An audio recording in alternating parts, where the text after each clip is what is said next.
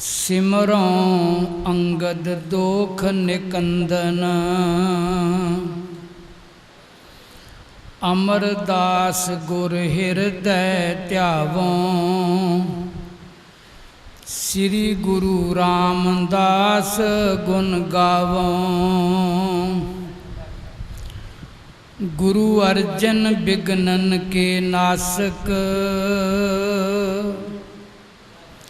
श्री हर गोबिंद शुभ सुमत प्रकाशक। श्री हर राय नमो कर जोरी। गुरु हर कृष्ण मनाओ बहोरी। तेग बहादुर परम कृपाला। श्री गुरु गोबिंद सिंह विसाला। धरों धरा धर पुन पुन सीसा। बंदों बार बार जगदीसा। जिसमें है अमृत ज्ञान है मानक भगत वैराग। श्री गुरु ग्रंथ साहिब उदद बंदों कर अनुराग। श्री गुरु ग्रंथ साहिब उदद बंदों कर अनुराग। बाणी गुरु गुरु है बाणी विच बाणी अमृत सारे। गुरबाणी कहे सेवक जन मानै। प्रतख गुरु निस्तारे। धुर की बाणी आई तेन सगली चिंत मिटाई। सतनाम वाहिगुरु साहिब जी। रावर अक्षत ना समरथ काहू। तरहो नाम जिम होए मन माहू। श्री अर्जन सब सुनत उचारा। पंच बटी थित राम उदारा। रावर अक्षत ना समरथ काहू। वाहिगुरु जी का खालसा वाहिगुरु जी की फतेह। धन धन श्री गुरु ग्रंथ साहिब जी दी पवित्र पावन हजूरी अंदर धन धन श्री गुरु अर्जुन देव पातशाह जी वल्लों इस पवित्र अस्थान नूं आबाद करके इसका नाम रखना है। जिमें श्री गुरु अर्जन देव जी ने समुची बाणी नूं एकत्र करन वास्ते इस पवित्र अस्थान की चोण की। सतगुरु जी ने श्री हरमंदर साहिब जी तो भाई गुरदास साहिब जी नूं ते नाल कुछ सिख सेवकां नूं इस अस्थान ते भेजिया कि जिथे संघने रुखां वाली जगह है उस थां दी जाके सुंदर विछाई करो। उस अस्थान की सुंदर तैयारी करो। मानयोग भाई गुरदास जी ने कुछ सिख सेवकां नूं नाल लैके इस अस्थान ते बड़ी सुंदर तैयारी करवाई। कनातां लगवाइयां, चंदोआ साहिब तणवाया, सुंदर विछाई की। इस अस्थान ते जिथे आपां बिराजमान हाँ। जदों इस अस्थान की सुंदर तैयारी हो गई भाई गुरदास जी ने जाके ਸ਼੍ਰੀ ਹਰਮੰਦਰ ਸਾਹਿਬ ਦੀਆਂ ਪਰਿਕਰਮਾ ਵਿੱਚ ਜਿੱਥੇ ਥੜਾ ਸਾਹਿਬ 860 ਘਾਟ ਅਸਥਾਨ ਹੈ, ਦੁੱਖ ਭੰਜਨੀ ਬੇਰੀ ਸਾਹਿਬ ਦੇ ਨੇੜੇ ਸ਼੍ਰੀ ਗੁਰੂ ਅਰਜਨ ਦੇਵ ਜੀ ਨੂੰ ਜਾ ਕੇ ਬੇਨਤੀ ਕੀਤੀ, ਦਾਤਾ ਜੀ ਜਿਵੇਂ ਆਪ ਜੀ ਨੇ ਹੁਕਮ ਕੀਤਾ ਸੀ ਉਸ ਅਸਥਾਨ ਦੀ ਅਸੀਂ ਤਿਆਰੀ ਕਰ ਲਈ ਹੈ, ਉਹਨੂੰ ਇੱਕੋ ਜਿੱਕਾ ਸੁੰਦਰ ਬਣਾ ਦਿੱਤਾ ਹੈ। ਜਿਵੇਂ ਜਿਵੇਂ ਆਪ ਜੀ ਨੇ ਹੁਕਮ ਕੀਤਾ ਸੀ ਉਸ ਤਰ੍ਹਾਂ ਤਿਆਰੀ, ਸੁੰਦਰ ਤਿਆਰੀ ਕਰਵਾਈ ਹੈ। ਹੁਣ ਚੱਲ ਕੇ ਆਪ ਜੀ ਉਸ ਅਸਥਾਨ ਨੂੰ ਦੇਖੋ, ਜਿਹੜਾ ਕਾਰਜ ਕਰਨਾ ਹੈ ਉਹ ਆਪ ਜੀ ਕਾਰਜ ਕਰੋ। ਤੇ ਮਾਨਯੋਗ ਭਾਈ ਗੁਰਦਾਸ ਜੀ ਤੋਂ ਸੁਣ ਕੇ ਬਚਨ ਸ਼੍ਰੀ ਗੁਰੂ ਅਰਜਨ ਦੇਵ ਜੀ ਨੇ ਪਵਿੱਤਰ ਪੋਥੀਆਂ ਸਾਹਿਬ ਪਾਲਕੀ ਸਾਹਿਬ ਵਿੱਚ ਬਿਰਾਜਮਾਨ ਕਰਕੇ ਸੋ ਥੜਾ ਸਾਹਿਬ 860 ਘਾਟ ਤੀਰਥ ਤੋਂ ਇਸ ਪਵਿੱਤਰ ਅਸਥਾਨ ਤੇ ਪਵਿੱਤਰ ਬਾਣੀ ਦੀਆਂ ਪੋਥੀਆਂ ਲੈ ਕੇ ਆਏ। ਸੰਗਤਾਂ ਵਿੱਚ ਬੜੀ ਖੁਸ਼ੀ ਹੋਈ। ਧੰਨ ਗੁਰੂ ਅਰਜਨ ਦੇਵ ਪਾਤਸ਼ਾਹ ਕਹਿਣ ਲੱਗੇ ਵੀ ਇਹ ਅਸਥਾਨ ਬੜਾ ਸੁੰਦਰ ਰਮਣੀਕ ਹੈ। ਗੁਰੂ ਜੀ ਕਹਿਣ ਲੱਗੇ ਬਾਬਾ ਬੁੱਢਾ ਸਾਹਿਬ ਜੀ ਤੁਸੀਂ ਇਸ ਅਸਥਾਨ ਦਾ ਨਾਮਕਰਨ ਕਰੋ, ਇਸ ਅਸਥਾਨ ਦਾ ਤੁਸੀਂ ਨਾਮ ਰੱਖੋ। ਬਾਬਾ ਬੁੱਢਾ ਸਾਹਿਬ ਜੀ ਜਿਨ੍ਹਾਂ ਨੇ ਸ਼੍ਰੀ ਗੁਰੂ ਗ੍ਰੰਥ ਸਾਹਿਬ ਜੀ ਦੇ ਪਹਿਲੇ ਗ੍ਰੰਥੀ ਬਣਨਾ ਹੈ, ਉਹਨਾਂ ਬੜੀ ਨਿਮਰਤਾ ਨਾਲ ਹੱਥ ਜੋੜ ਕੇ ਕਿਹਾ, ਦਾਤਾ ਜੀ ਆਪ ਜੀ ਤੁਸੀਂ ਬੜੇ ਸਮਰੱਥ ਹੋ, ਤੁਸੀਂ ਨਾਮਕਰਨ ਕਰੋ ਇਸ ਅਸਥਾਨ ਦਾ, ਅਸੀਂ ਤੁਹਾਡੀ ਰਸਨਾ ਤੋਂ ਸੁਣਨਾ ਚਾਹੁੰਦੇ ਹਾਂ। ਜਦੋਂ ਸ਼੍ਰੀ ਗੁਰੂ ਅਰਜਨ ਦੇਵ ਜੀ ਨੂੰ ਬਾਬਾ ਬੁੱਢਾ ਜੀ ਨੇ ਬੇਨਤੀ ਕੀਤੀ ਤੇ ਧੰਨ ਸ਼੍ਰੀ ਗੁਰੂ ਅਰਜਨ ਦੇਵ ਪਾਤਸ਼ਾਹ ਫਿਰ ਇਸ ਅਸਥਾਨ ਦਾ ਨਾਮਕਰਨ ਕਰਨਗੇ। ਪਵਿੱਤਰ ਬਾਣੀ ਦਾ ਜੋ ਸੰਗਤ ਜੀ ਸੰਗ੍ਰਹਿ ਤਿਆਰ ਕਰਨਾ ਹੈ ਉਹਦੇ ਬਾਰੇ ਸੰਗਤ ਨਾਲ ਸਤਿਗੁਰੂ ਵਿਚਾਰਾਂ ਕਰਨਗੇ। ਬਾਬਾ ਬੁੱਢਾ ਸਾਹਿਬ ਭਾਈ ਗੁਰਦਾਸ ਜੀ ਦੇ ਨਾਲ ਜਦੋਂ ਸ਼੍ਰੀ ਗੁਰੂ ਅਰਜਨ ਦੇਵ ਜੀ ਨੇ ਨਾਮਕਰਨ ਕੀਤਾ ਤੇ ਸੰਗਤ ਵਿੱਚ ਬੜੀ ਖੁਸ਼ੀ ਪ੍ਰਗਟ ਹੋਈ। ਸਭ ਨੇ ਗੁਰੂ ਜੀ ਨੂੰ ਸੀਸ ਨਵਾਇਆ ਤੇ ਪਾਤਸ਼ਾਹ ਜੀ ਨੇ ਇੱਕ ਬਾਣੀ ਵਿੱਚ ਸ਼ਬਦ ਵੀ ਉਚਾਰਨ ਕੀਤਾ ਜਿਸ ਦਾ ਆਪਾਂ ਪਾਠ ਵੀ ਸੁਣਾਂਗੇ। ਰਾਗ ਗੌੜੀ ਵਿੱਚ ਮੇਰੇ ਪਾਤਸ਼ਾਹ ਜੀ ਸ਼ਬਦ ਉਚਾਰਨ ਕਰਕੇ ਨਾਮ ਦਾ ਮਹਾਤਮ ਇਸ ਸ਼ਬਦ ਵਿੱਚ ਸਾਨੂੰ ਸਰਵਣ ਕਰਾਇਆ। ਇਹ ਆਪਾਂ ਅੱਜ ਦਾ ਪਵਿੱਤਰ ਪ੍ਰਸੰਗ ਜਿਹੜਾ ਉਹ ਸਰਵਣ ਕਰਾਂਗੇ। ਸਾਰੀ ਸੰਗਤ ਮਨੋਬਿਰਤੀ ਇਕਾਗਰ ਕਰੋ। ਸ਼੍ਰੀ ਗੁਰੂ ਅਰਜਨ ਦੇਵ ਜੀ ਦੇ ਪਰ ਉਪਕਾਰਾਂ ਨੂੰ ਚੇਤੇ ਕਰਦਿਆਂ, ਉਹਨਾਂ ਦੀ ਕਮਾਈ ਦਾ ਧਿਆਨ ਧਰਦਿਆਂ ਇੱਕ ਵਾਰ ਸਾਰੀ ਸੰਗਤ ਮਨ ਬਿਰਤੀ ਇਕਾਗਰ ਕਰੋ। ਦੋਵੇਂ ਹੱਥ ਜੋੜੋ, ਧੰਨ ਸ਼੍ਰੀ ਗੁਰੂ ਅਰਜਨ ਦੇਵ ਜੀ ਦਾ ਨਾਮ ਲੈ ਕੇ ਉਚਾਰਨ ਕਰੋ, ਸਤਨਾਮ ਸ਼੍ਰੀ ਵਾਹਿਗੁਰੂ ਸਾਹਿਬ ਜੀ। ਸਤਨਾਮ ਸ੍ਰੀ ਵਾਹਿਗੁਰੂ ਸਾਹਿਬ ਜੀ। ਰਾਵਰ ਅਛਤ ਨਾ ਸਮਰੱਥ ਕਾਹੂ। ਸਹਿਬ ਬਾਬਾ ਬੁੱਢਾ ਜੀ ਕਹਿਣ ਲੱਗੇ ਗੁਰੂ ਜੀ ਆਪ ਜੀ ਤੋਂ ਬਿਨਾ ਹੋਰ ਕੌਣ ਸਰਬ ਸਮਰੱਥ ਹੈ, ਭਾਵ ਕੋਈ ਨਹੀਂ ਹੈ। ਕਰੋ ਨਾਮ ਜਿਮ ਹੋਏ ਮਨ ਮਾਹੂ। ਜਿਵੇਂ ਵੀ ਤੁਹਾਡੇ ਮਨ ਵਿੱਚ ਹੈ ਉਸੇ ਤਰ੍ਹਾਂ ਤੁਸੀਂ ਇਸ ਅਸਥਾਨ ਦਾ ਨਾਮ ਰੱਖਣਾ ਕਰੋ। ਜਿਵੇਂ ਵੀ ਤੁਹਾਨੂੰ ਨਾਮ ਚੰਗਾ ਲੱਗਦਾ ਹੈ ਉਹ ਨਾਮ ਆਪ ਜੀ ਆਪਣੀ ਰਸਨਾ ਤੋਂ ਉਚਾਰਨ ਕਰੋ। ਸ੍ਰੀ ਅਰਜਨ ਸਭ ਸੁਣਤੇ ਉਚਾਰਾ। ਸਾਰਿਆਂ ਦੇ ਪਾਸੋਂ ਇਹ ਬਚਨ ਸੁਣ ਕੇ ਸ਼੍ਰੀ ਗੁਰੂ ਅਰਜਨ ਦੇਵ ਸਾਹਿਬ ਮਾਲਕ ਸਤਿਗੁਰੂ ਕਹਿਣ ਲੱਗੇ, ਪੰਜ ਬਟੇ ਧਿਤ ਰਾਮ ਉਦਾਰਾ। ਰਾਮ ਉਦਾਰਾ, ਉਦਾਰ ਚਿੱਤ ਸ਼੍ਰੀ ਰਾਮ ਚੰਦਰ ਜੀ ਜਿਵੇਂ ਪੰਚਬਟੀ। ਪੰਚਬਟੀ ਕਹਿੰਦੇ ਨੇ ਨਾਸਿਕ ਵਿੱਚ ਪੰਚਬਟੀ ਹੈ, ਜਿੱਥੇ ਸੰਘਣੇ ਰੁੱਖਾਂ ਦੀ ਜੰਗਲ ਹੋਵੇ ਉਹਨੂੰ ਪੰਚਬਟੀ ਕਹਿੰਦੇ ਨੇ। ਜਿਵੇਂ ਸ਼੍ਰੀ ਰਾਮ ਚੰਦਰ ਜੀ ਵੀ ਪੰਚਬਟੀ ਭਾਵ ਸਾਧ ਸੰਗਤ ਮਹਾਰਾਸ਼ਟਰ ਵਿੱਚ ਜੋ ਨਾਸਿਕ ਜਗ੍ਹਾ ਹੈ ਉੱਥੇ ਉਹਨਾਂ ਨੇ ਆਪਣਾ ਅਸਥਾਨ ਬਣਾਇਆ, ਉੱਥੇ ਟਿਕੇ ਸਨ। ਇਹਾ ਰਾਮ ਕੋ ਨਾਮ ਸੁਬਾਸਾ। ਗੁਰੂ ਜੀ ਕਹਿਣ ਲੱਗੇ ਭਾਈ ਇੱਥੇ ਵੀ ਪ੍ਰਮਾਤਮਾ ਅਕਾਲ ਪੁਰਖ ਵਾਹਿਗੁਰੂ, ਕਿਉਂਕਿ ਰਾਮ ਦਾ ਇੱਥੇ ਮਤਲਬ ਜਿਹੜਾ ਰਮਿਆ ਹੋਇਆ ਹੈ, ਜਿਸ ਨੂੰ ਗੁਰੂ ਅਰਜਨ ਦੇਵ ਪਾਤਸ਼ਾਹ ਜੀ ਨੇ ਰਾਮਈਆ ਵੀ ਕਿਹਾ ਹੈ। ਰਾਮਈਆ ਹੋਂ ਬਾਰਕ ਤੇਰਾ, ਆਪਾਂ ਬਾਣੀ ਵਿੱਚੋਂ ਇਹ ਬਚਨ ਪੜ੍ਹਦੇ ਹਾਂ।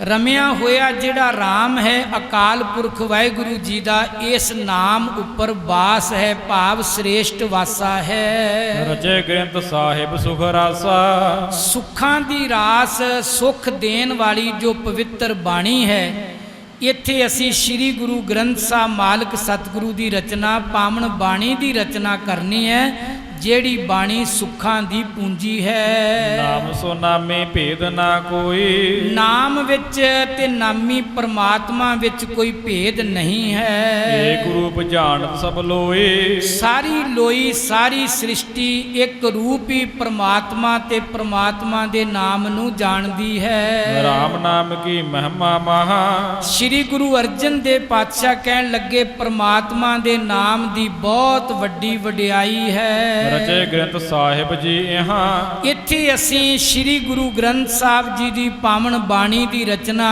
ਕਰਨੀ ਹੈ, ਕਿਉਂਕਿ ਪਰਮਾਤਮਾ ਦੇ ਨਾਮ ਦੀ ਬਹੁਤ ਵੱਡੀ ਮਹਿਮਾ ਹੈ ਤੇ ਸਾਰੀ ਪਵਿੱਤਰ ਬਾਣੀ ਵਿੱਚ ਹੈ ਹੀ ਅਕਾਲ ਪੁਰਖ ਵਾਹਿਗੁਰੂ ਜੀ ਦੀ ਵਡਿਆਈ ਹੈ। ਜਾਤੇ ਨਾਮ ਰਾਮ ਸਰ ਹੋਵਾ, ਸ੍ਰੀ ਗੁਰੂ ਅਰਜਨ ਦੇਵ ਜੀ ਨੇ ਸੰਗਤ ਦੀ ਬਾਬਾ ਬੁੱਢਾ ਸਾਹਿਬ ਜੀ ਦੀ ਬੇਨਤੀ ਸੁਣ ਕੇ ਕਹਿਣ ਲੱਗੇ ਪਾਤਸ਼ਾਹ, ਆਪਣੀ ਪਵਿੱਤਰ ਰਸਨਾ ਤੋਂ ਕਹਿਣ ਲੱਗੇ ਭਾਈ, ਜੇ ਤੁਸੀਂ ਸਾਨੂੰ ਕਹਿੰਦੇ ਹੋ ਵੀ ਨਾਮ ਧਰੋ, ਇੱਥੇ ਪਰਮਾਤਮਾ ਦੇ ਨਾਮ ਦੀ ਵੱਡੀ ਮਹਿਮਾ, ਜਿਸ ਪਾਵਨ ਬਾਣੀ ਵਿੱਚ ਅਕਾਲ ਪੁਰਖ ਦੀ ਮਹਿਮਾ ਹੈ, ਇਸ ਕਰਕੇ ਮਹਿਮਾ ਹੋਣ ਕਰਕੇ ਇਸ ਅਸਥਾਨ ਦਾ ਨਾਮ ਅਸੀਂ ਰਾਮਸਰ ਰੱਖਿਆ। ਪਾਤਕ ਘਾਤਕ ਮੱਜਤ ਜੋਵਾ, ਜਿਹੜਾ ਭਾਈ ਇੱਥੇ ਇਸ਼ਨਾਨ ਕਰੇਗਾ ਉਹਦੇ ਪਾਪ ਜਿਹੜੇ ਨੇ ਖਤਮ ਹੋਣਗੇ ਇਸ਼ਨਾਨ ਕਰਨ ਦੇ ਨਾਲ। ਸੁਣ ਸੰਗਤ ਸਗਰੀ ਹਰ ਖਾਏ, ਗੁਰੂ ਜੀ ਦੇ ਪਾਸੋਂ ਅੰਮ੍ਰਿਤ ਬਚਨ ਸੁਣ ਕੇ ਸਾਰੀ ਸੰਗਤ ਦੇ ਮਨ ਵਿੱਚ ਬੜੀ ਖੁਸ਼ੀ ਦੌੜ ਗਈ। ਹਾਥ ਜੋੜ ਕਰ ਗਰੀਬ ਨਿਵਾਏ, ਤੇ ਹਾਜ਼ਰ ਸੰਗਤ ਨੇ ਦੋਵੇਂ ਹੱਥ ਜੋੜ ਕਰਕੇ ਆਪਣਾ ਸੀਸ ਗੁਰੂ ਅਰਜਨ ਦੇਵ ਜੀ ਨੂੰ ਝੁਕਾਇਆ। ਇਸ ਪਰਥਾਏ ਸ਼ਬਦ ਗੁਰ ਕੀਨਾ, ਇਸ ਪਰਥਾਏ ਨਾਮ ਦੇ ਮਹਾਤਮ ਦੇ ਪਰਥਾਏ ਧੰਨ ਸ਼੍ਰੀ ਗੁਰੂ ਅਰਜਨ ਦੇਵ ਜੀ ਨੇ ਗੁਰਬਾਣੀ ਵਿੱਚ ਸ਼ਬਦ ਉਚਾਰਨ ਕੀਤਾ। ਨਾਮ ਮਹਾਤਮ ਕੋ ਧਰ ਦੀਨਾ, ਜਿਸ ਸ਼ਬਦ ਵਿੱਚ ਨਾਮ ਦਾ ਮਹਾਤਮ ਅੰਕਿਤ ਕੀਤਾ, ਦਰਜ ਕੀਤਾ, ਉਹ ਪਵਿੱਤਰ ਸ਼ਬਦ ਧੰਨ ਸ਼੍ਰੀ ਗੁਰੂ ਅਰਜਨ ਦੇਵ ਜੀ ਨੇ ਇਸ ਪ੍ਰਥਾਏ ਉਚਾਰਨ ਕੀਤਾ ਜੀ। ਸ੍ਰੀ ਮੁਖ ਵਾਕ ਗੌੜੀ ਮਹੱਲਾ ਪੰਜਵਾ, ਗੌੜੀ ਰਾਗ ਵਿੱਚ ਸ੍ਰੀ ਮੁਖ ਵਾਕ ਸੁਭਾਏ ਮਾਨ ਸ੍ਰੀ ਮੁਖ ਤੋਂ ਸ੍ਰੀ ਗੁਰੂ ਅਰਜਨ ਦੇਵ ਪਾਤਸ਼ਾਹ ਕਹਿ ਉਚਾਰਨ ਕਰਨ ਲੱਗੇ। ਨਿਤ ਪ੍ਰਤ ਨਾਵਨ ਰਾਮ ਸਰ ਕੀਜਾ, ਇਹ ਭਾਈ ਜੇ ਕੋਈ ਭਾਵ ਨਿਤ ਪ੍ਰਤ ਨਾਵਨ ਰਾਮ ਸਰ ਕੀਜੈ, ਵਾਹਿਗੁਰੂ ਜੀ ਦੇ ਨਾਮ ਸਰੋਵਰ ਵਿੱਚ ਹਰ ਰੋਜ਼ ਸਾਨੂੰ ਇਸ਼ਨਾਨ ਕਰਨਾ ਚਾਹੀਦਾ। ਇੱਕ ਤਾਂ ਇਹ ਸਰੋਵਰ ਹੈ ਜਿਹੜਾ ਰਾਮਸਰ ਸਾਹਿਬ ਦਾ ਪਵਿੱਤਰ ਸਰੋਵਰ ਹੈ, ਇੱਥੇ ਵੀ ਇਸ਼ਨਾਨ ਕਰਨਾ ਚਾਹੀਦਾ ਹੈ। ਪਰ ਇੱਕ ਬਾਣੀ ਦਾ ਐਸਾ ਸਰੋਵਰ ਹੈ ਜਿੱਥੇ ਸਾਨੂੰ ਹਰ ਰੋਜ਼ ਹੀ ਇਸ ਪਵਿੱਤਰ ਬਾਣੀ ਦੇ ਤਲਾਬ ਵਿੱਚ ਮਨ ਕਰਕੇ ਟੁੱਬੀ ਲਾ ਕੇ ਇਸ਼ਨਾਨ ਕਰਨਾ ਚਾਹੀਦਾ ਹੈ। ਨਿਤ ਪ੍ਰਤ ਹਰ ਰੋਜ਼ ਸਾਨੂੰ ਵਾਹਿਗੁਰੂ ਜੀ ਦੇ ਰਾਮਸਰ ਵਿੱਚ ਨਾਮ ਦੇ ਸਰੋਵਰ ਵਿੱਚ ਇਸ਼ਨਾਨ ਕਰਨਾ ਚਾਹੀਦਾ ਹੈ। ਝੋਲ ਮਹਾਰਸ ਹਰਿ ਅੰਮ੍ਰਿਤ ਪੀਜਾ, ਜਿਹੜਾ ਨਾਮ ਅੰਮ੍ਰਿਤ ਹੈ, ਜੋ ਮਹਾਰਸ ਹੈ ਨਾਮ ਅੰਮ੍ਰਿਤ, ਇਸ ਨੂੰ ਰਿੜਕ ਕੇ ਭਾਵ ਜ਼ੁਬਾਨ ਨਾਲ ਨਾਮ ਨੂੰ ਜਪ ਕੇ ਪ੍ਰੇਮ ਰਸ ਸਾਨੂੰ ਪੀਣਾ ਚਾਹੀਦਾ, ਪ੍ਰੇਮ ਰਸ ਮੰਨਣਾ ਚਾਹੀਦਾ ਹੈ। ਰਹਾਉ ਨਿਰਮਲ ਉਦਕ ਗੋਬਿੰਦ ਕਾ ਨਾਮ, ਵਾਹਿਗੁਰੂ ਜੀ ਦਾ ਨਾਮ ਪਵਿੱਤਰ ਜਲ ਹੈ ਜਿਸ ਵਿੱਚ ਇਸ਼ਨਾਨ ਕਰਨ ਦੇ ਨਾਲ ਅਸੀਂ ਪਵਿੱਤਰ ਹੋ ਜਾਂਦੇ ਹਾਂ। ਹਜ਼ੂਰ ਦੇ ਪਾਵਨ ਬਚਨ ਪੜ੍ਹਦੇ ਹਾਂ। ਗੁਰੂ ਰਾਮਦਾਸ ਦੇ ਸਰੋਵਰ ਬਾਰੇ ਵੀ ਸ੍ਰੀ ਗੁਰੂ ਅਰਜਨ ਦੇਵ ਜੀ ਦਾ ਪਾਵਨ ਬਚਨ ਹੈ, ਰਾਮਦਾਸ ਸਰੋਵਰ ਨਾਤੇ ਸਭ ਉਤਰੇ ਪਾਪ ਕਮਾਤੇ, ਸੰਤੋ ਰਾਮਦਾਸ ਸਰੋਵਰ ਨੀਕਾ, ਜੋ ਨਾਵੇ ਸੋ ਕੁਲ ਤਰਾਵੇ ਉਧਾਰ ਹੋਆ ਹੈ ਜੀ ਕਾ। ਇਹ ਜੋ ਪਵਿੱਤਰ ਸਰੋਵਰ ਨੇ, ਇਸ ਸਰੋਵਰ ਵਿੱਚ ਵੀ ਤੇ ਨਾਮ ਦਾ ਜਿਹੜਾ ਸਰੋਵਰ ਹੈ ਨਾ, ਵਾਹਿਗੁਰੂ ਜੀ ਦਾ ਨਾਮ ਪਵਿੱਤਰ ਅੰਮ੍ਰਿਤ ਜਲ ਹੈ। ਮੱਜਨ ਕਰਤ ਪੂਰਨ ਸਭ ਕਾਮ, ਮੱਜਨ ਦਾ ਅਰਥ ਹੁੰਦਾ ਜੀ ਇਸ਼ਨਾਨ ਕਰਨਾ। ਜਦੋਂ ਨਾਮ ਜਲ ਵਿੱਚ ਤੇ ਬਾਹਰਲੇ ਸਰੋਵਰ ਵਿੱਚ ਅਸੀਂ ਇਸ਼ਨਾਨ ਕਰਾਂਗੇ, ਸਾਡੇ ਹਰ ਤਰ੍ਹਾਂ ਦੇ ਜਿਹੜੇ ਕਾਰਜ ਨੇ ਸਾਰੇ ਸੰਪੂਰਨ ਹੋ ਜਾਂਦੇ ਨੇ। ਸੰਤ ਸੰਗ ਤਹਿ ਗੋਸ਼ਟ ਹੋਏ। ਵਾਹਿਗੁਰੂ ਜੀ ਦੀ ਸੰਤ ਸੰਗਤ ਵਿੱਚ ਅਕਾਲ ਪੁਰਖ ਦੇ ਬਾਰੇ ਗੁਰਸਿੱਖ ਗੋਸ਼ਟ ਕਰਦੇ ਵਿਚਾਰ ਕਰਦੇ ਨੇ। ਸੰਗਤ ਵਿੱਚ ਵਾਹਿਗੁਰੂ ਜੀ ਦੀ ਗੋਸ਼ਟ ਹੁੰਦੀ ਹੈ। ਕੋੜ ਜਨਮ ਕੇ ਕਿਲ ਵਿਖ ਖੋਏ। ਜਿਹੜੇ ਕਰੋੜਾਂ ਜਨਮਾਂ ਦੇ ਪਾਪ ਨੇ ਉਹ ਨਾਸ਼ ਹੋ ਜਾਂਦੇ ਨੇ ਜਦੋਂ ਕੋਈ ਸਤ ਸੰਗਤ ਵਿੱਚ ਬੈਠ ਕੇ ਪ੍ਰਭੂ ਦੇ ਨਾਮ ਦੀ ਵਿਚਾਰ ਕਰਦਾ ਹੈ। ਸਿਮਰਹਿ ਸਾਧ ਕਰਹਿ ਆਨੰਦ। ਜਦੋਂ ਕੋਈ ਸਾਧ ਸੰਗਤ ਵਿੱਚ ਆਨੰਦ ਨਾਲ ਅਕਾਲ ਪੁਰਖ ਦੇ ਗੁਣ ਗਾਇਨ ਕਰਦਾ ਵਾਹਿਗੁਰੂ ਜੀ ਨੂੰ ਚੇਤੇ ਕਰਦਾ ਹੈ। ਮਨ ਤਨ ਰਵਿਆ ਪਰਮਾਨੰਦ। ਉਹਨਾਂ ਦਾ ਮਨ ਕੋ ਮਨ ਕਰਕੇ ਤਨ ਕਰਕੇ ਪਰਮਾਨੰਦ ਜੋ ਪਰਮ ਆਨੰਦ ਵਾਹਿਗੁਰੂ ਜੀ ਨੇ ਉਹਨਾਂ ਵਿੱਚ ਉਹ ਅਭੇਦ ਹੋ ਜਾਂਦੇ ਨੇ। ਜਿਸੈ ਪ੍ਰਾਪਤ ਹਰ ਚਰਨ ਨਿਧਾਨ। ਭਾਈ ਜਿਨ੍ਹਾਂ ਗੁਰਮੁਖਾਂ ਨੂੰ ਗੁਰਮੁਖ ਸਤ ਸੰਗੀਆਂ ਨੂੰ ਵਾਹਿਗੁਰੂ ਜੀ ਦੇ ਚਰਨਾਂ ਦਾ ਖਜ਼ਾਨਾ ਵਾਹਿਗੁਰੂ ਜੀ ਦੀ ਸੰਗਤ ਦਾ ਖਜ਼ਾਨਾ ਪ੍ਰਾਪਤ ਹੋ ਜਾਂਦਾ ਹੈ। ਨਾਨਕ ਦਾਸ ਤਿਸਹਿ ਕੁਰਬਾਨ। ਹਜ਼ੂਰ ਕਹਿਣ ਲੱਗੇ ਦਾਸ ਨਾਨਕ ਉਹਨਾਂ ਤੋਂ ਸਦਕੇ ਜਾਂਦਾ ਕੁਰਬਾਨ ਜਾਂਦਾ ਹੈ ਜਿਹੜੇ ਅਕਾਲ ਪੁਰਖ ਦੇ ਚਰਨਾਂ ਦੇ ਨਾਲ ਆਪਣੀ ਸਾਂਝ ਪਾਉਂਦੇ ਨੇ। ਅਕਾਲ ਪੁਰਖ ਵਾਹਿਗੁਰੂ ਦੇ ਚਰਨਾਂ ਨਾਲ ਜਿਹੜੇ ਪ੍ਰੀਤ ਕਰਦੇ ਨੇ ਮੈਂ ਦਾਸ ਉਹਨਾਂ ਤੋਂ ਕੁਰਬਾਨ ਜਾਂਦਾ ਸਦਕੇ ਜਾਣਾ।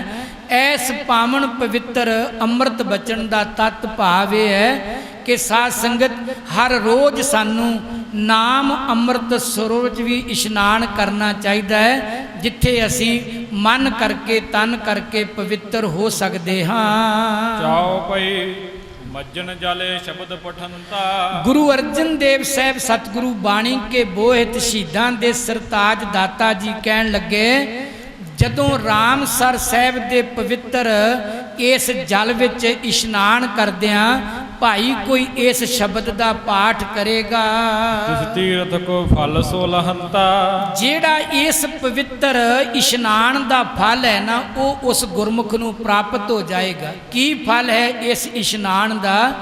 ਕਿਉਂਕਿ ਹਜ਼ੂਰ ਨੇ ਬਾਣੀ ਵਿੱਚ ਵੀ ਕਿਹਾ ਕੋਟ ਜਨਮ ਕੇ ਕਿਲ ਬਿਖ ਖੋਏ। ਸਾਡੇ ਕਰੋੜਾਂ ਜਨਮਾਂ ਦੇ ਪਾਪ ਨਸ਼ਟ ਹੁੰਦੇ ਨੇ ਤੇ ਸਾਧ ਸੰਗਤ ਇੱਥੇ ਇਸ਼ਨਾਨ ਕਰਨ ਦੇ ਨਾਲ ਸਾਡੀ ਅਕਾਲ ਪੁਰਖ ਨਾਲ ਸਾਂਝ ਬਣਦੀ ਹੈ। ਅਸੀਂ ਅੰਦਰੋਂ ਬਾਹਰੋਂ ਪਵਿੱਤਰ ਸ਼ੁੱਧ ਹੁੰਨੇ ਆ। ਇਹ ਫਲ ਜਿਹੜਾ ਨਾ ਇੱਥੇ ਇਸ਼ਨਾਨ ਕਰਨ ਦੇ ਨਾਲ ਪ੍ਰਾਪਤ ਹੁੰਦਾ ਹੈ। ਸੁਣ ਕੇ ਸੰਗਤ ਬਾਗ ਬਿਲਾਸੀ। ਸ਼੍ਰੀ ਗੁਰੂ ਅਰਜਨ ਦੇਵ ਜੀ ਦੀ ਪਵਿੱਤਰ ਰਸਨਾ ਤੋਂ ਸੰਗਤ ਬਚਨ ਸੁਣ ਕੇ ਬਹੁਤ ਪ੍ਰਸੰਨ ਹੋਈ ਆਨੰਦਿਤ ਹੋਈ। ਮਸਤਕ ਟੇਕਤ ਪਰਮ ਹੁਲਾਸੇ। ਸੰਗਤ ਨੇ ਬਚਨ ਸੁਣ ਕੇ ਆਨੰਦ ਦੇ ਸਹਿਤ ਸ਼੍ਰੀ ਗੁਰੂ ਅਰਜਨ ਦੇਵ ਜੀ ਦੇ ਚਰਨਾਂ ਤੇ ਨਮਸਕਾਰ ਕੀਤੀ ਤੇ ਪਰਮ ਹੁਲਾਸੇ ਦਾ ਮਤਲਬ ਬਹੁਤ ਵੱਡੇ ਹੁਲਾਸ ਵਿੱਚ ਆਨੰਦ ਵਿੱਚ ਉਹ ਗੁਰਮੁਖ ਅਭੇਦ ਹੋ ਗਏ। ਸਤਿਗੁਰ ਆਗਿਆ ਸਭ ਕੋ ਦਈ। ਫਿਰ ਇਹ ਬਚਨ ਤੋਂ ਬਾਅਦ ਧੰਨ ਸ਼੍ਰੀ ਗੁਰੂ ਅਰਜਨ ਦੇਵ ਜੀ ਨੇ ਆਈ ਹੋਈ ਸੰਗਤ ਨੂੰ ਇੱਕ ਆਗਿਆ ਦਿੱਤੀ ਹੁਕਮ ਦਿੱਤਾ। ਦਿਨ ਮਾਨੇ ਅਥਿਉ ਨਿਸਾਇਬ ਭਈ। ਭਾਈ ਜਿਹੜਾ ਸੂਰਜ ਹੈ ਨਾ ਹੁਣ ਛਿਪਣ ਵਾਲਾ ਹੈ ਤੇ ਰਾਤ ਹੋਣ ਵਾਲੀ ਹੈ। ਸ੍ਰੀ ਹਰਗੋਬਿੰਦ ਕੇ ਸੰਗ ਜਾਵੋ। ਤੁਸੀਂ ਸ਼੍ਰੀ ਹਰਗੋਬਿੰਦ ਸਾਹਿਬਜ਼ਾਦਾ ਜੀ ਦੇ ਨਾਲ ਜਾਵੋ। ਗਮਨੋ ਨਗਰ ਬਿਖੈ ਸੁਖ ਪਾਵੋ। ਕਿਉਂਕਿ ਸ਼੍ਰੀ ਗੁਰੂ ਅਰਜਨ ਦੇਵ ਪਾਤਸ਼ਾਹ ਜੀ ਇਸ ਅਸਥਾਨ ਤੇ ਨੇ ਤੇ ਸੰਗਤ ਨੂੰ ਸਤਿਗੁਰੂ ਕਹਿਣ ਲੱਗੇ ਤੁਸੀਂ ਸ਼੍ਰੀ ਹਰਗੋਬਿੰਦ ਸਾਹਿਬ ਦੇ ਨਾਲ ਗੁਰੂ ਕੇ ਮਹਿਲਾਂ ਵਿੱਚ ਜਾਓ, ਨਗਰ ਵਿੱਚ ਜਾਓ, ਪੁਰੀ ਵਿੱਚ ਜਾਓ। ਅਸੀਂ ਇਸ ਅਸਥਾਨ ਤੇ ਟਿਕਣਾ ਹੈ ਤੇ ਸ਼੍ਰੀ ਹਰਗੋਬਿੰਦ ਸਾਹਿਬਜ਼ਾਦਾ ਜੀ ਨੂੰ ਨਾਲ ਲੈ ਕੇ ਭਾਈ ਤੁਸੀਂ ਗੁਰੂ ਕੇ ਮਹਿਲਾਂ ਵਿੱਚ ਜਾਵੋ। ਵਿਦਾ ਕਰੇ ਸਭ ਸੋਇਮ ਕਹਿਓ। ਜਦੋਂ ਸੰਗਤ ਨੂੰ ਵਿਦਾ ਕੀਤਾ ਸ਼੍ਰੀ ਗੁਰੂ ਅਰਜਨ ਦੇਵ ਜੀ ਨੇ ਵਿਦਾਇਗੀ ਦਿੱਤੀ ਤੇ ਪਾਤਸ਼ਾਹ ਵਿਦਾਇਗੀ ਤੋਂ ਬਾਅਦ ਇਸ ਤਰ੍ਹਾਂ ਬਚਨ ਕਹਿਣ ਲੱਗੇ। ਢਿਗ ਗੁਰਦਾਸ ਰੋ ਬੁੱਢਾ ਰਹਿਓ। ਤੇ ਸਤਿਗੁਰੂ ਜੀ ਨੇ ਬਾਕੀ ਸੰਗਤ ਨੂੰ ਵਿਦਾ ਕਰ ਦਿੱਤਾ ਤੇ ਪਾਤਸ਼ਾਹ ਜੀ ਦੇ ਕੋਲ ਰਹਿ ਗਏ ਮਾਨਯੋਗ ਭਾਈ ਗੁਰਦਾਸ ਸਾਹਿਬ ਜੀ ਤੇ ਸ਼੍ਰੀ ਗੁਰੂ ਗ੍ਰੰਥ ਸਾਹਿਬ ਜੀ ਦੇ ਹੋਣ ਵਾਲੇ ਪਹਿਲੇ ਗ੍ਰੰਥੀ ਬਾਬਾ ਬੁੱਢਾ ਸਾਹਿਬ ਜੀ ਸਤਿਗੁਰਾਂ ਦੀ ਹਜ਼ੂਰੀ ਵਿੱਚ ਰਹਿ ਗਏ। ਸ੍ਰੀ ਹਰਗੋਬਿੰਦ ਚੰਦਨ ਕੇਤ। ਚੰਦਨ ਕੇਤ ਭਾਵ ਸੀਤਲਤਾ ਦਾ ਘਰ, ਚੰਦਨ ਦੀ ਤਵੱਜਾ, ਇਤਨੀ ਸ਼ਾਂਤੀ ਦੇਣ ਵਾਲੇ ਧੰਨ ਸ਼੍ਰੀ ਗੁਰੂ ਅਰਜਨ ਦੇਵ ਪਾਤਸ਼ਾਹ ਜੀ ਦੇ ਨਾਲ। ਸੋ ਉਹ ਜਿਹੜੇ ਸ਼ਾਂਤੀ ਦੇਣ ਵਾਲੇ ਸ਼੍ਰੀ ਗੁਰੂ ਅਰਜਨ ਦੇਵ ਸ਼੍ਰੀ ਗੁਰੂ ਹਰਗੋਬਿੰਦ ਜੀ ਸਦਨ ਪ੍ਰਵੇਸ਼ੇ ਸਭਨ ਸਮੇਤ। ਤੋ ਸਾਹਿਬਜ਼ਾਦਾ ਜੀ ਸੰਗਤ ਦੇ ਨਾਲ ਆਪਣੇ ਘਰ ਵਿੱਚ ਗੁਰੂ ਕੇ ਮਹਿਲਾਂ ਵਿੱਚ ਪ੍ਰਵੇਸ਼ ਕਰ ਗਏ। ਕਰ ਬੰਧਨ ਸਭ ਆਪਣੇ ਧਾਮ।